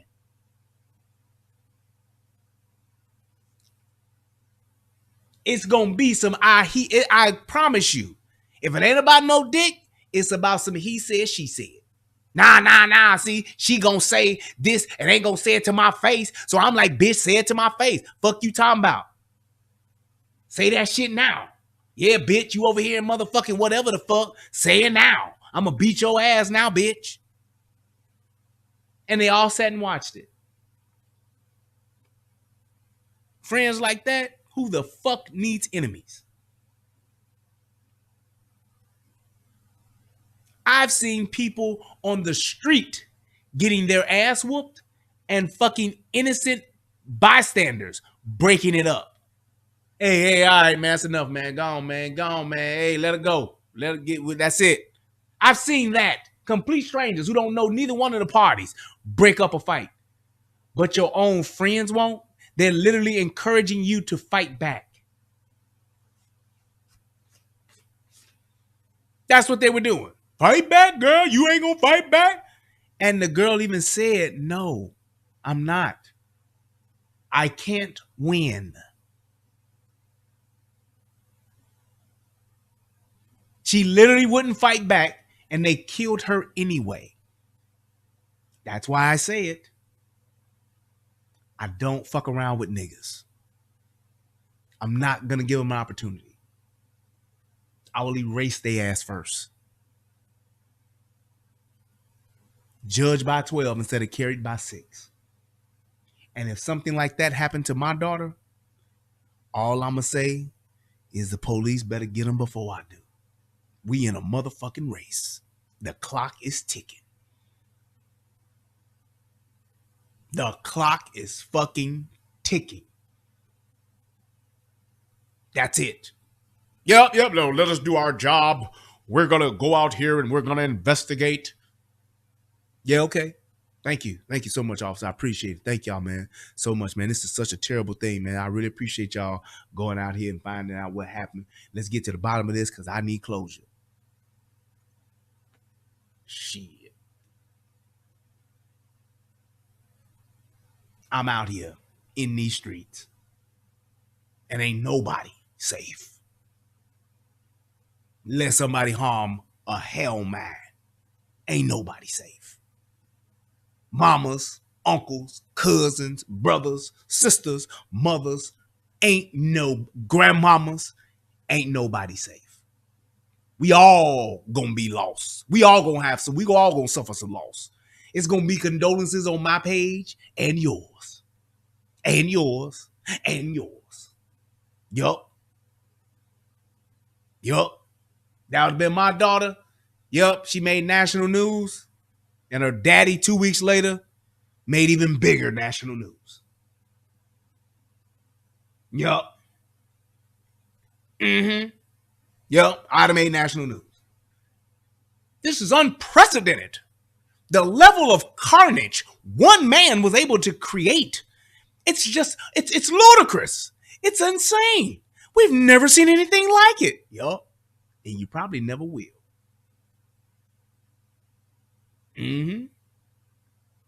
Yup. And when they ask me, when I get the exclusive Netflix special, whatever the fuck it is, whoever gives me the special on it, when they ask me why, I'm going to say, you see why. You see why. But we ain't got to ask that. You can ask me how. You can ask me my tactical planning for it. We can talk about that. But it's not going to be a question of why would you feel the need to. You see what they did to my baby? Next question. Do you think they deserve? Do you see what they did to my baby? I created that. It's mine. Yeah. But it was her mom, though. So, loss is loss. Sometimes you lose big, sometimes you lose small. Fact is, you lost. Why should I be the only one that loses? Well, the scales of justice could have prevailed. That is justice. That's biblical justice. Eye for an eye, tooth for a tooth. Let me go and get back on this show so we can wrap this up. It could be painting your nails bright colours. It could be whatever it is. Spending time with friends that maybe your ex didn't get on with very well or you've drifted apart from. So it's focusing on the future and putting... Spending time with friends that you've drifted apart from. You know what that means? All the single bitches. All the single bitches. All the single bitches. All the single bitches. All the single bitches.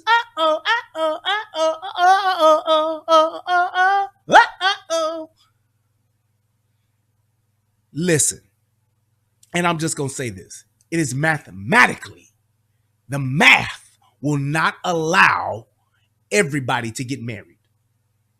Unless plural marriage becomes a thing and is accepted, you will always have single friends. What does it say in the Bible? The poor will be amongst you always. The old single hoe will be amongst you always. It will. She will. She's there. Yes, she will be amongst you always. Why would you want to get back to that bitch? I have no idea. The bitch who's literally jealous of what you have, wants what you have, will covet what you have. That's the bitch you want to get back to. Spend time with. That's the bitch you want to tell your problems to. That's the bitch you want to let con you out of being in the relationship that you're in. The companionship that you have, you gonna let the single bitch con you into being a companion with her as opposed to the husband that you have. They do it all the time. I will say this time and time again. Single people, when y'all get married, especially single women, y'all need to lose y'all single friends. I know it sounds fucked up. I know it sounds bad. You ain't got to just totally say, girl, we can't be friends no more. But you honest and truly need to distance yourself from that. Why? Because it's two completely separate lifestyles. It just is. It's like this. You have and I can vouch for this, and those of you who are from the hood, y'all can vouch for this. There's a difference between the niggas in your hood that gangbang, the niggas in your hood that get high, and the niggas in your hood that sell drugs. There's a difference between those three. Those are three different lifestyles. The dope fiends, the gangbangers, and the drug dealers. Three completely different lifestyles. I can clearly remember those instances where my relationships with those kinds of people changed. When I stopped getting high, I stopped hanging around niggas that got high all the time. I just did. Wasn't a bad thing. It was just one of those things to where there were people, we did different shit. The niggas that gangbang, I wasn't in the streets like that no more. Hey man, when I see you, what up, bro? You safe? Good, man. Love you, man. Remember that time yep, that shit was fun as hell. All right, peace. Them ain't the niggas I'm calling on Fridays to hang out. Them ain't the niggas I'm looking to kick it with when I ain't got shit else to do, when I got free time. I'm not looking to hang with them niggas. If I see them, it's all love. We are literally in different stages and in different lifestyles. We can't hang together. We can't be everyday niggas. Because my life is not like your life. And your life is not like my life. It's just not. And that's the same thing with single women. Y'all lives are different. This bitch is still riding the dick carousel. And although she may have some magnificent stories of all of the dicks that she's currently has in rotation that she's riding, trust and believe she's paying the price for it. Do you want to be the 60-year-old with the grandkids that are graduating, with the grandkids that are doing so many wonderful things, that are coming over your house on the holidays and Christmas and spending time with their nana? Or do you want to be the 60-year-old that's laying up with another 70-year-old nigga that ain't doing nothing but giving us some dick every now and again? And other than that, he like, bitch, you need to come do this, rake my grass, cook my food, rake my leaves, and all. That ain't life. But that's what happens to old hoes. It just does. And a woman who chooses to stay single, that's her lot in life. You have to let that go in order to get something different, to do some things you've never had. To get some things you've never had, you have to do some things you've never done. It's just what it is. I can't be a hoe and a motherfucking housewife. I can't. All that shit where you can be a hoe and then you can turn into a housewife. It don't work that way. It just don't. And especially in today's world with social media, 40 years ago, you could be in your hometown and be the biggest whore that there was. Then move to another town in your late 20s or early 30s and go and be a fucking first lady. And nobody would know the wiser because it wasn't no IG back then. Wasn't no IG in 91. Wasn't no Facebook in 91. Wasn't no OnlyFans back in 89. So you could be a hoe and transition back then. You can't do that now. The world is so much smaller because of social media. It's bound to come out. Not to say that you own OnlyFans, but if somebody done seen you there, that's what it is. You was on your demon time. You're just being a whore. And that's okay if that's your choice, because God damn it, this is America. But there's a price you have to pay with that. You're forfeiting those things like legacy, family. You're forfeiting those things for the dick carousel. So yeah, you may have 7 or 8 niggas that's curling your toes, but your toes are going to be much harder to curl when you 70. You'll be lucky if your pussy's still working. Just saying. You can't do those things forever and not pay the price for those. You just can't. And the more and more time that you spend in that life, the less and less options you provide yourself when it comes to true companionship. Because at the end of the day, when it's all said and done, biologically, we are not meant to be alone, and we do not want to die alone.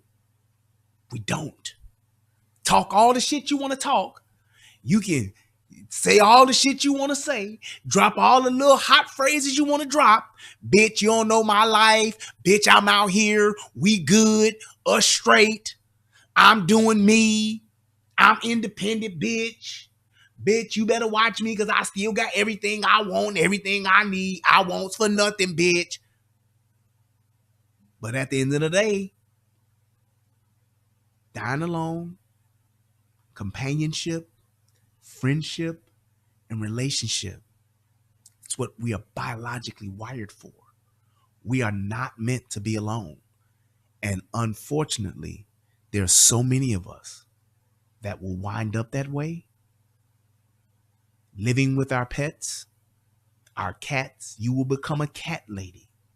You will become a dog lady. You'll become a hamster lady, a rabbit lady, whatever the fuck, a bird lady. You will become that because you've sacrificed your youthfulness for whoredom. It's just what it is. The fact that society has made it seem as though whoring is not just fun, but it is the thing to do. It is one of the greatest fucking delusions that has ever fallen upon women. Because even men, especially when they get older, they learn how to say, hoes gotta be hoes, but a wife is way more valuable. I get it, hoes are fun, but hoes don't last. Hoes are not for longevity. Hoes don't build legacy. And even some simps try to reform a hoe, but it never works. Because the problem with that is, and a lot of women have this thing now, especially young women, they have this thing now to where I can be a hoe in my 20s, and then around my 30s, I have my kids, and then in my 40s, I'll get right and I'll be a wife. But the problem with that is, you've become so addicted to the whole life that you can't let it go. It's your Anthony Hamilton. You can't let go. You can't let go. No, no, no. No, no. Whoa, whoa, whoa. No matter what them people say, they gonna fuck you anyway. It's a part of their life they have to hold. Even if you disagree, they got to hustle that pussy. It is their life they have to hold. That's what they have to do. And the reason why, and this is where it makes sense, it's what you've done. It's what you have, it's what you're good at. Just like I was watching on Facebook, not Facebook, on YouTube, the story of Boobie Miles from Friday Night Lights. What was so devastating to Boobie Miles, it wasn't just the fact that he had injured himself. It was the fact that the one thing that he was good at, that he's done all his life since he was 5 years old, was taken away from him. He couldn't do that thing anymore. And it devastated him. It devastated him. He lost so much, not just from what he could have achieved, he lost so much of what he could have achieved in life. Because that one thing that he did solely by himself, he lost that thing. And because he couldn't do that thing, he led a less fruitful life. He led a less fulfilled life. So it's like when you, and that's just like what it is. When a woman starts being sexually active and starts basically riding the dick carousel, you get so used to the up and down, no pun intended. You get so used to it that it's all you know. It's your comfort. It's what you function in. Your dysfunction, has become how you function. I cannot function outside of the dysfunction because I've been dysfunctional for so long. It's who I am. And I know some people say, you can change, girl. You can change who you is, girl. The odds are against you dramatically. They're so greatly against you that most of the time you can't change to where you're living a fulfilling life. Anybody can stop doing a particular thing, but to find fulfillment and purpose in something else that you've done for so long and you've done nothing else but that thing, the odds are so stacked against you. It's why so many wind up alone. It's why so many wind up now.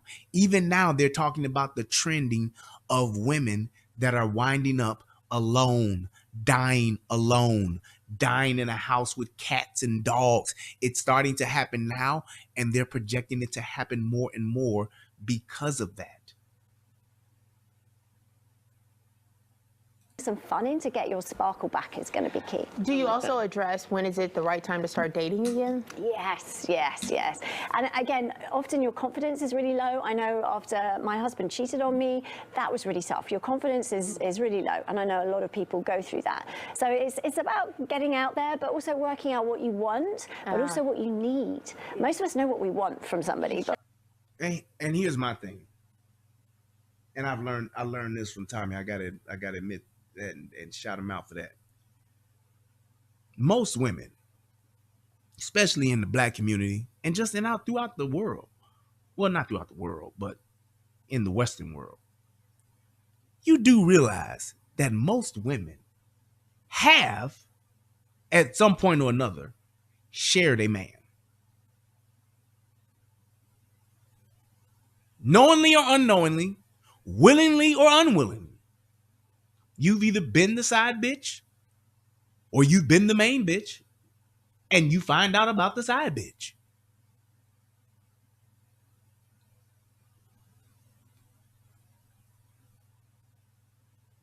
Unless you are a virgin and you get married as a virgin, you shared a man.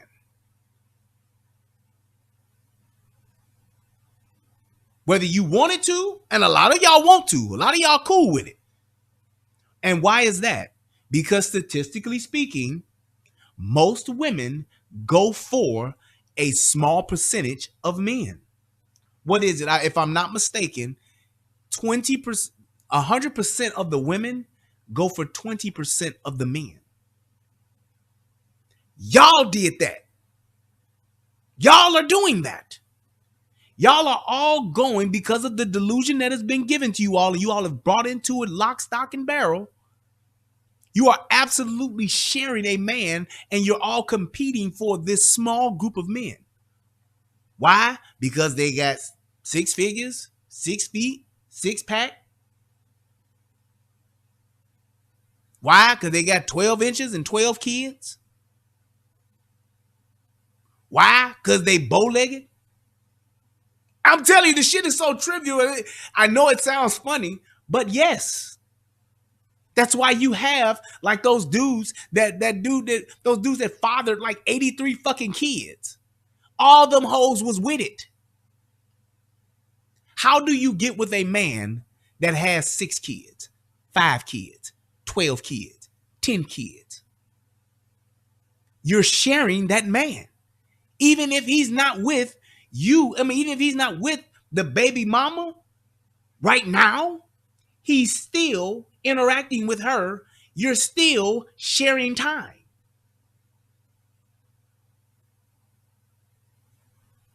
Monogamy is to some degree a falsehood for most. And it's because of the fact that there are women that believe that that's how it should be, when in all reality, they're sharing a man.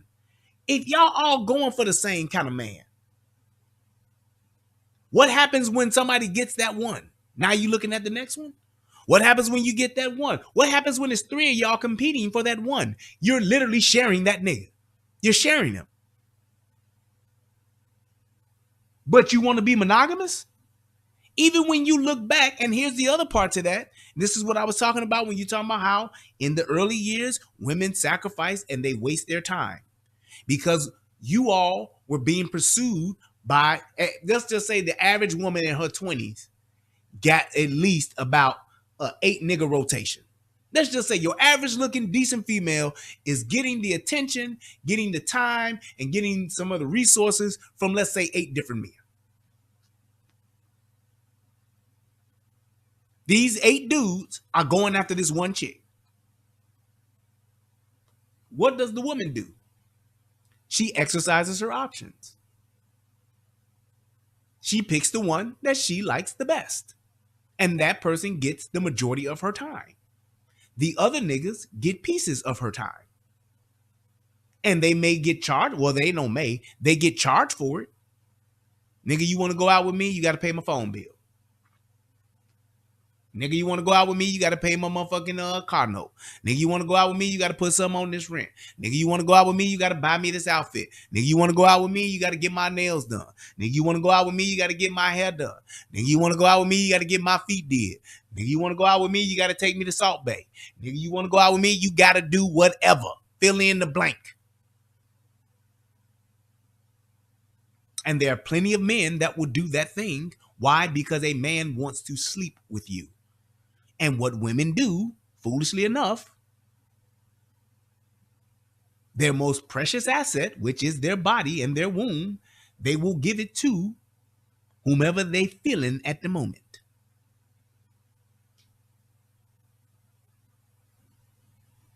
They will. They'll cheat on the nigga. They'll cheat with the nigga. They'll cheat with this nigga over here and that.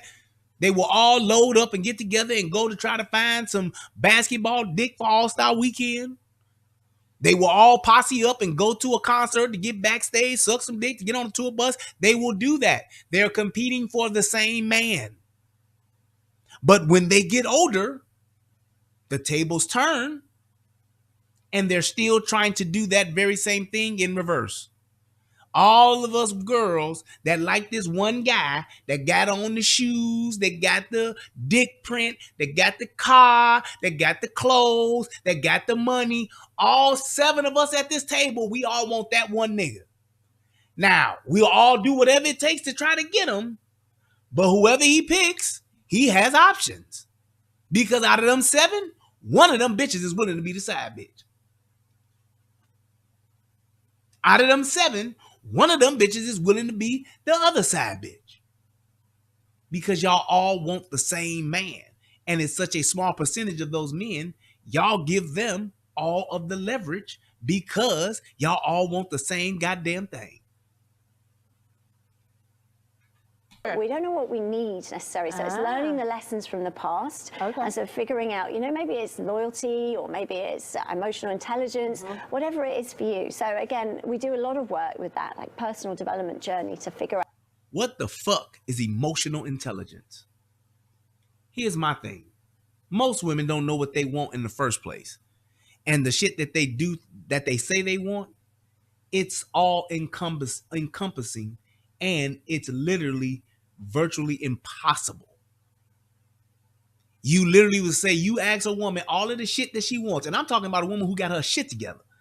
You talking about all of the shit that she would want in a mate. She'll tell you all that shit, and it'll be like fucking 1% of men has what she wants. And she thinks in her mind, that she can get that one motherfucker, and once she gets him, that will be it. Yep. That 1% of men that you say you want, you not only gonna believe in your heart that you can get it, but you gonna get it and it's just gonna be yours. But when you were 20, you wasn't just one of nobody's. I ain't got no ring on this finger. I'm out here. I'm on demon time. Why would you not think that it would be the same opposite for a man who has all of these options now? So when she's talking about getting divorced and getting back out to the dating world, all that is getting back on the dick carousel. The cock carousel is awaiting you all. Why? Because men like to have sex. It's out there. It will always be there. But when you're talking about relationship, companionship, legacy, family, that shit is far and in between. You need to have that shit established in your late 20s at the latest. Because by the time you hit 30, you in a 2-minute drill. About what somebody really wants so they can spot it when they see it. Okay, this conversation could probably go on for forever. another hour at least. So you can get more information, sarahdavidson.com. She's doing a cross-country tour talking about it. And you can also get the book Uncoupling from that website as well. Sarah, thank you. And here's the thing. Uncoupling from divorce and relationships, whatever, you're uncoupling to do what? To recouple. You're uncoupling to couple again. Now, to the point of that, women have way better odds earlier in life. They're in their favor.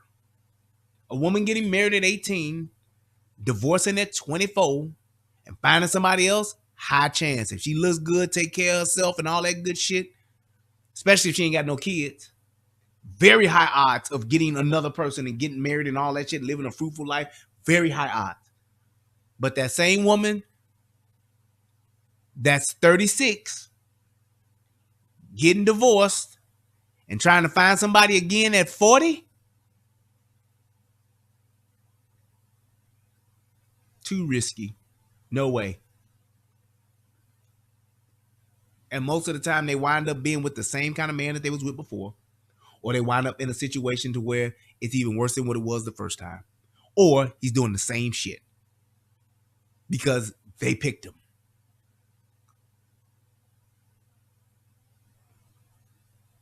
They picked him. That's all I'm saying. If you want to have that special one for you, you need to do two things. You need to choose wisely and choose early. Wisely and early. Because the longer you wait, the less likely you are to achieve that goal. Because a man who's been with a woman since they was 25 and he's now 45, that man is going to ride it out. He going to want to ride it out. Because I got family, I got legacy, I got history. I remember when she was 22. I remember I had her in her prime years when her womb was fucking fresh as the summer breeze. You're more inclined to stay with that person and fix whatever's broken and to ride that part out so that you can actually preserve the companionship, the relationship, the friendship in your later years.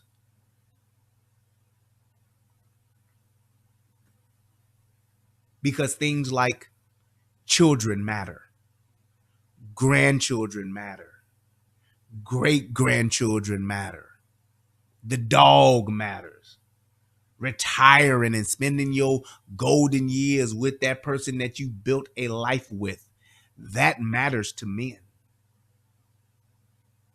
That woman that I've been with for 20 years, I don't want to just cash that in. Fuck out of here. I got too much time invested in this. She know me and I know her. We are compatible. We may not be perfect, but we're compatible. At least to the point to where we can be good friends. At least to the point to where we can at least take care of each other. At least to the point to where we actually do care about each other. That means a whole hell of a lot more than new pussy. Trust and believe.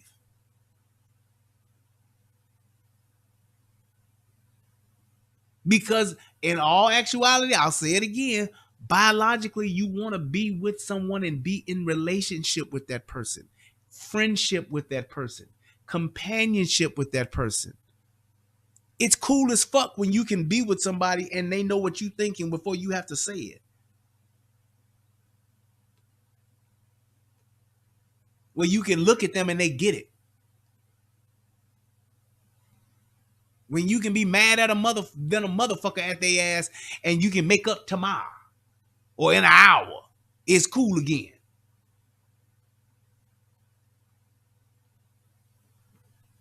You could be like that big fat dude that got tased and was like, "I'll get you for this shit, bitch," and be right back with her ass the next day. Cause she done bailed you out. She called the police on your ass, bailed your ass out, and y'all back together again. Men that get older, they care about legacy when they built it with somebody earlier in life. But when a motherfucker get 50, 45, if niggas ain't built that legacy by then, they gonna be like, man, fuck it. I had my kid when I was 20. Shit, she grown now. He grown now. I ain't trying to do that shit again. I might be a stepfather, but that bitch gotta be exceptional. She gotta be winning in a lot of categories. Looks, the books, taking care of that paper and all that shit, them the books. Finances, all that, it gotta make so much sense to where I gotta stay with her. She's fucking agreeable. She's fucking she's on my team. She's for me. She supports me. I ain't gotta argue with the bitch. I ain't gotta get into no fucking argument with the motherfucker every Friday night when I get home. I ain't gotta go and fight her ass when I come home because I done been out drunk. I done been out drinking and she gonna fuck with me when I come home. So we wind up fighting and I go to jail and she get me out the next. No, I ain't doing that with no motherfucker I just met at 45. Now at 25, I'll put up with her because shit, we done been together. Shit, we got too much time here. Right, her credit score is great.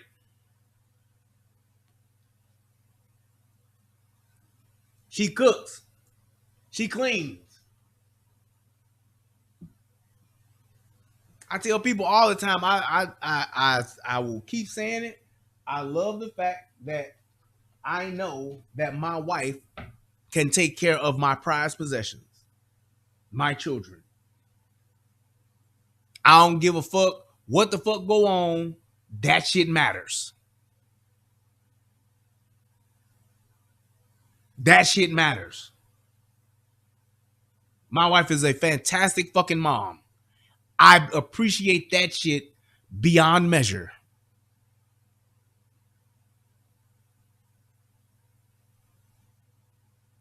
I'm just telling you, those are the things that fathers real men who are building a legacy. I want to leave this world and I want to leave back two motherfuckers that's going to be impactful people. Yes.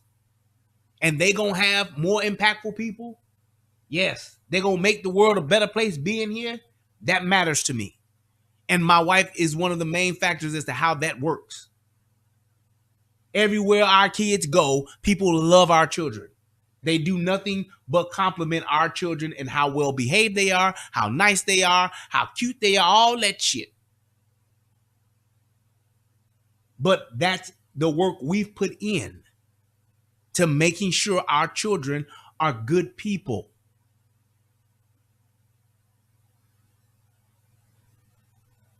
Because when you don't have that, and when you are older and you haven't built that legacy, you don't have that, you'll be putting in the chat what Lorenzo put. My prized possession is my 4 guns and my chow chow. 4 guns and a dog.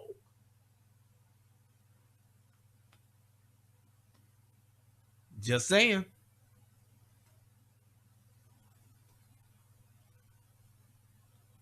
Because you'll get to that point and you'll be like, man, fuck this shit. What's done is done. Wasn't in the cards for me. And a man can accept that shit and move on. All right, it's cool. I spend some more time with my nephews. I hang out with my niece. Treat her like she mine.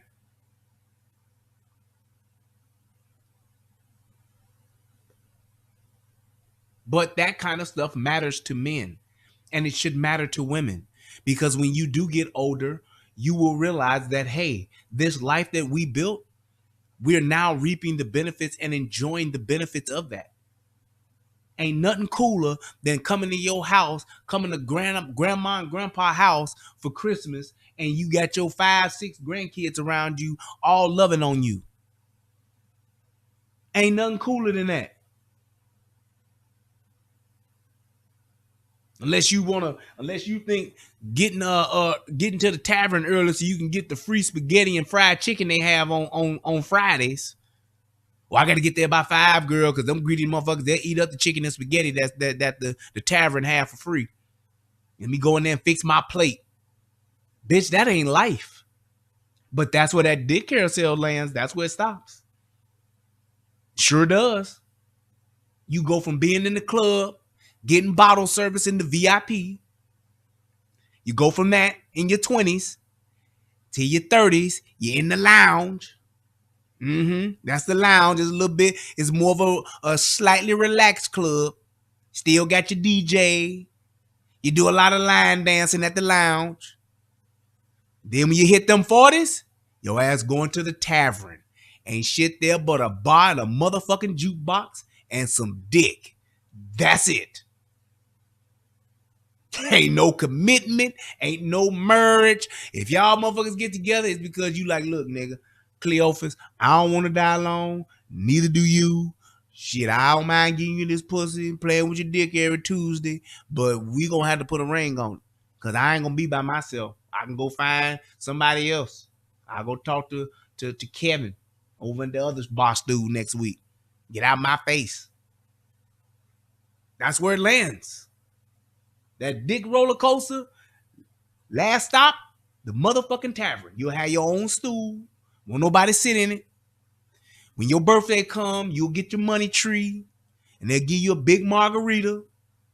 And your other single bitches, your other single girlfriends, y'all all come around and y'all be all the single ladies, except y'all ain't gonna be on the dance floor because you so fucking old, you gonna be chair dancing. You gonna be doing this shit. I still got it, girl. That's what you'll be doing. Trust and believe.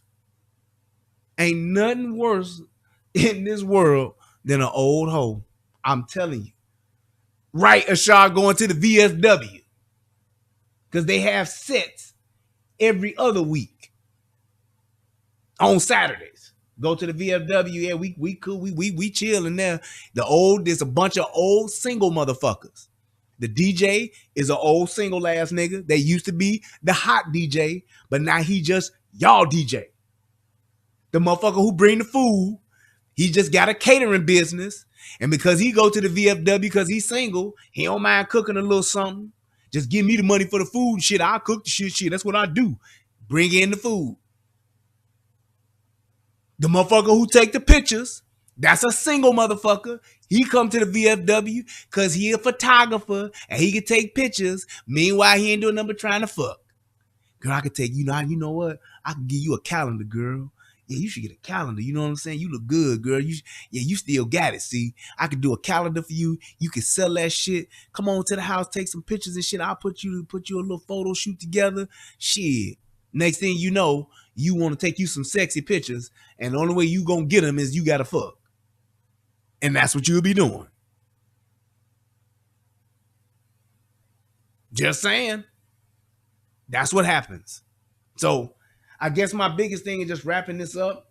I just did not like the fact that they had getting a divorce and calling it thriving after a divorce or making breakup seem like it's such a cool thing to do or it's such a good thing to do. And it's like it's easy to do, ain't no problem. And it's like that's the furthest thing from the truth. And I just don't like the delusion that is just being propagated to women out here. Y'all all think y'all got time and you don't. Y'all all think y'all got plenty of options and hella options and you don't. You don't. I try to tell young women like my nieces and shit all the time. You need to try to get married by the time you 28. You need to be married and having kids by at the latest 28. I'm saying the latest 28. Find you a motherfucking man that gotta come from a good family, come from a stable family, got a good job, ain't motherfucking flipping birds. actually having some shit comes from a family that's known for having some shit so that you can have a legacy. Getting married and getting a house at fucking 25 so that the shit is paid off by the time you 55, that makes sense. So when you retire, house paid for, we can go on vacation, we can travel, all that shit you want to do when you old, traveling, seeing the world, spending time with family. Yeah, you need to start the motherfucking groundwork for that shit in your 20s. Not in your 40s. Because your 40s is going to have your ass sharing a motherfucker. Your 40s is going to have you living in some arrangement or what they call now a situationship. Not a relationship, a situationship. We don't live together, but on Tuesdays we spend time together just so you ain't alone. He fucking, you sucking, and y'all both going to sleep in different places. Trust and believe that shit get old when your ass got to worry about falling at 70. Right. Having fucking entanglements. Thank you, DLT. Entanglements ain't cool. And to that point, let me wrap it up with this. Again, I'm still trying to wrap it up. Will Smith is miserable. Fact. I say it to his motherfucking face. Will Smith, I know you miserable, nigga. Send this to him. But I'm going to tell you who's worse off than him. Jada. She torturing the fuck out that nigga. But she's doing it because she's so unhappy with herself. Misery loves company. And the fact that she ain't with Tupac, she's making that nigga suffer too. Because she's hurting and she's suffering. So why not have him suffer too? Baby, I just won an Academy Award. Yup, congratulations. Tupac would have won one 20 years ago. Baby, I got a platinum album. Yup. Tupac had 2, 3, 4. That nigga still more played than you, nigga.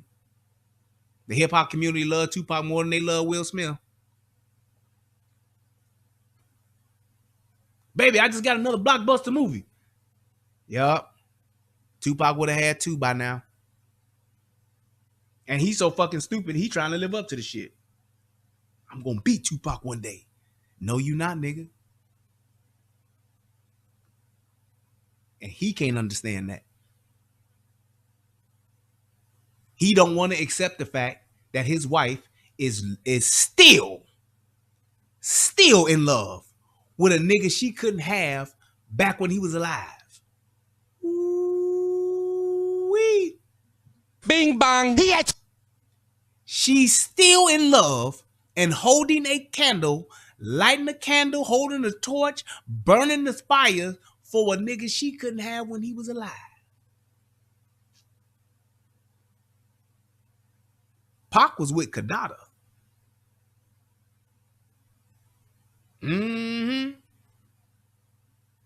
Pac wasn't thinking about motherfucking Jada.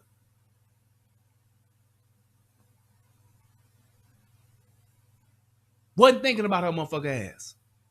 And she's still holding the candle for that nigga. Why would you put yourself in that situation? Because you think you want to have the most popular, thuggish, ruggish nigga that every other woman want. And as opposed to looking at what you got and a man who wants your ass, who literally wants you because he ain't who everybody else want. Well, shit, in Will's perspective, he is. Shit. But most women, because he ain't the one that all my girlfriends want, I don't want him. Will Smith is a fucking international superstar, celebrity, A-list, creme de la creme, cream of the crop of them. She don't want that nigga. She want the nigga that's been dead for motherfucking 25 years. Nigga been dead since 93. That's who she want. Or 94. Nigga that's been dead since 94 is the nigga that she want. To the point to where she even has her daughter, 96, thank you. Her daughter is even talking about this nigga. And that little motherfucking bitch wasn't even alive when that nigga was around. She didn't even know that nigga. Just saying.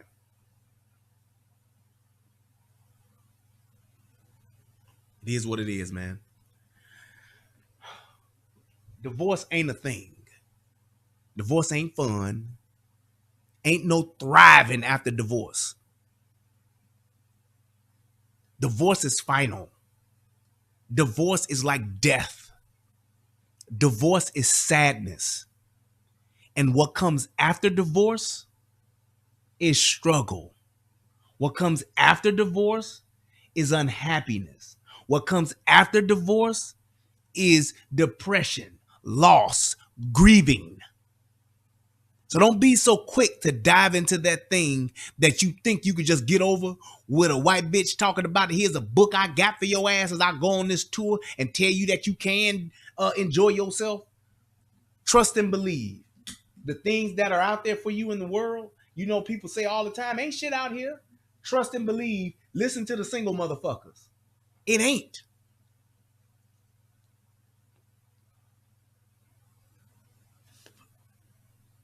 I could be mad than a motherfucker at my wife.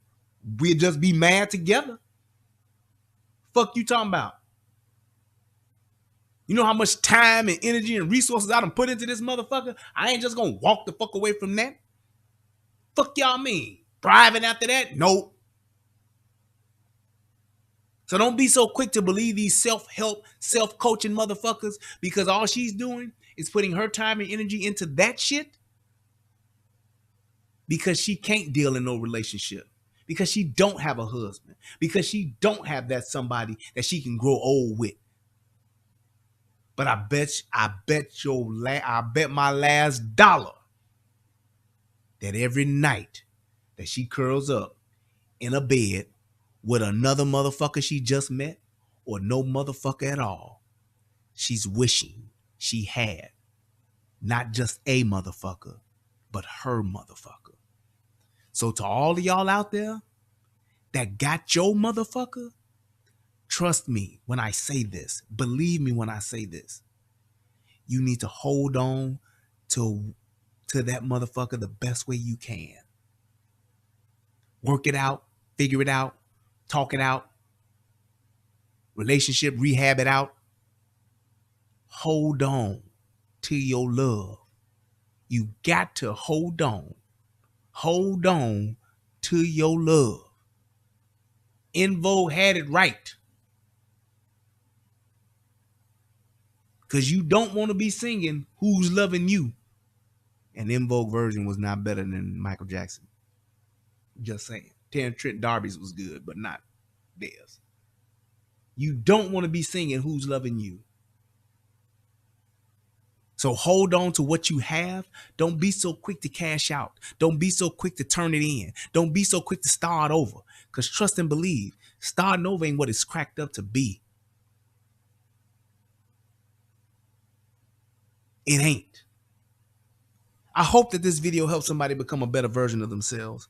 I hope that this video will inspire some people to stay together. Listen to Al Green.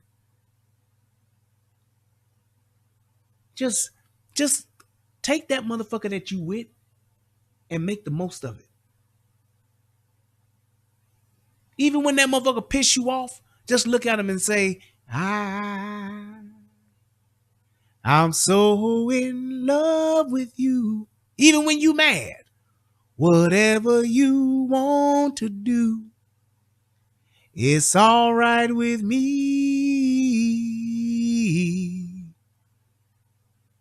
'Cause you make me feel so brand new.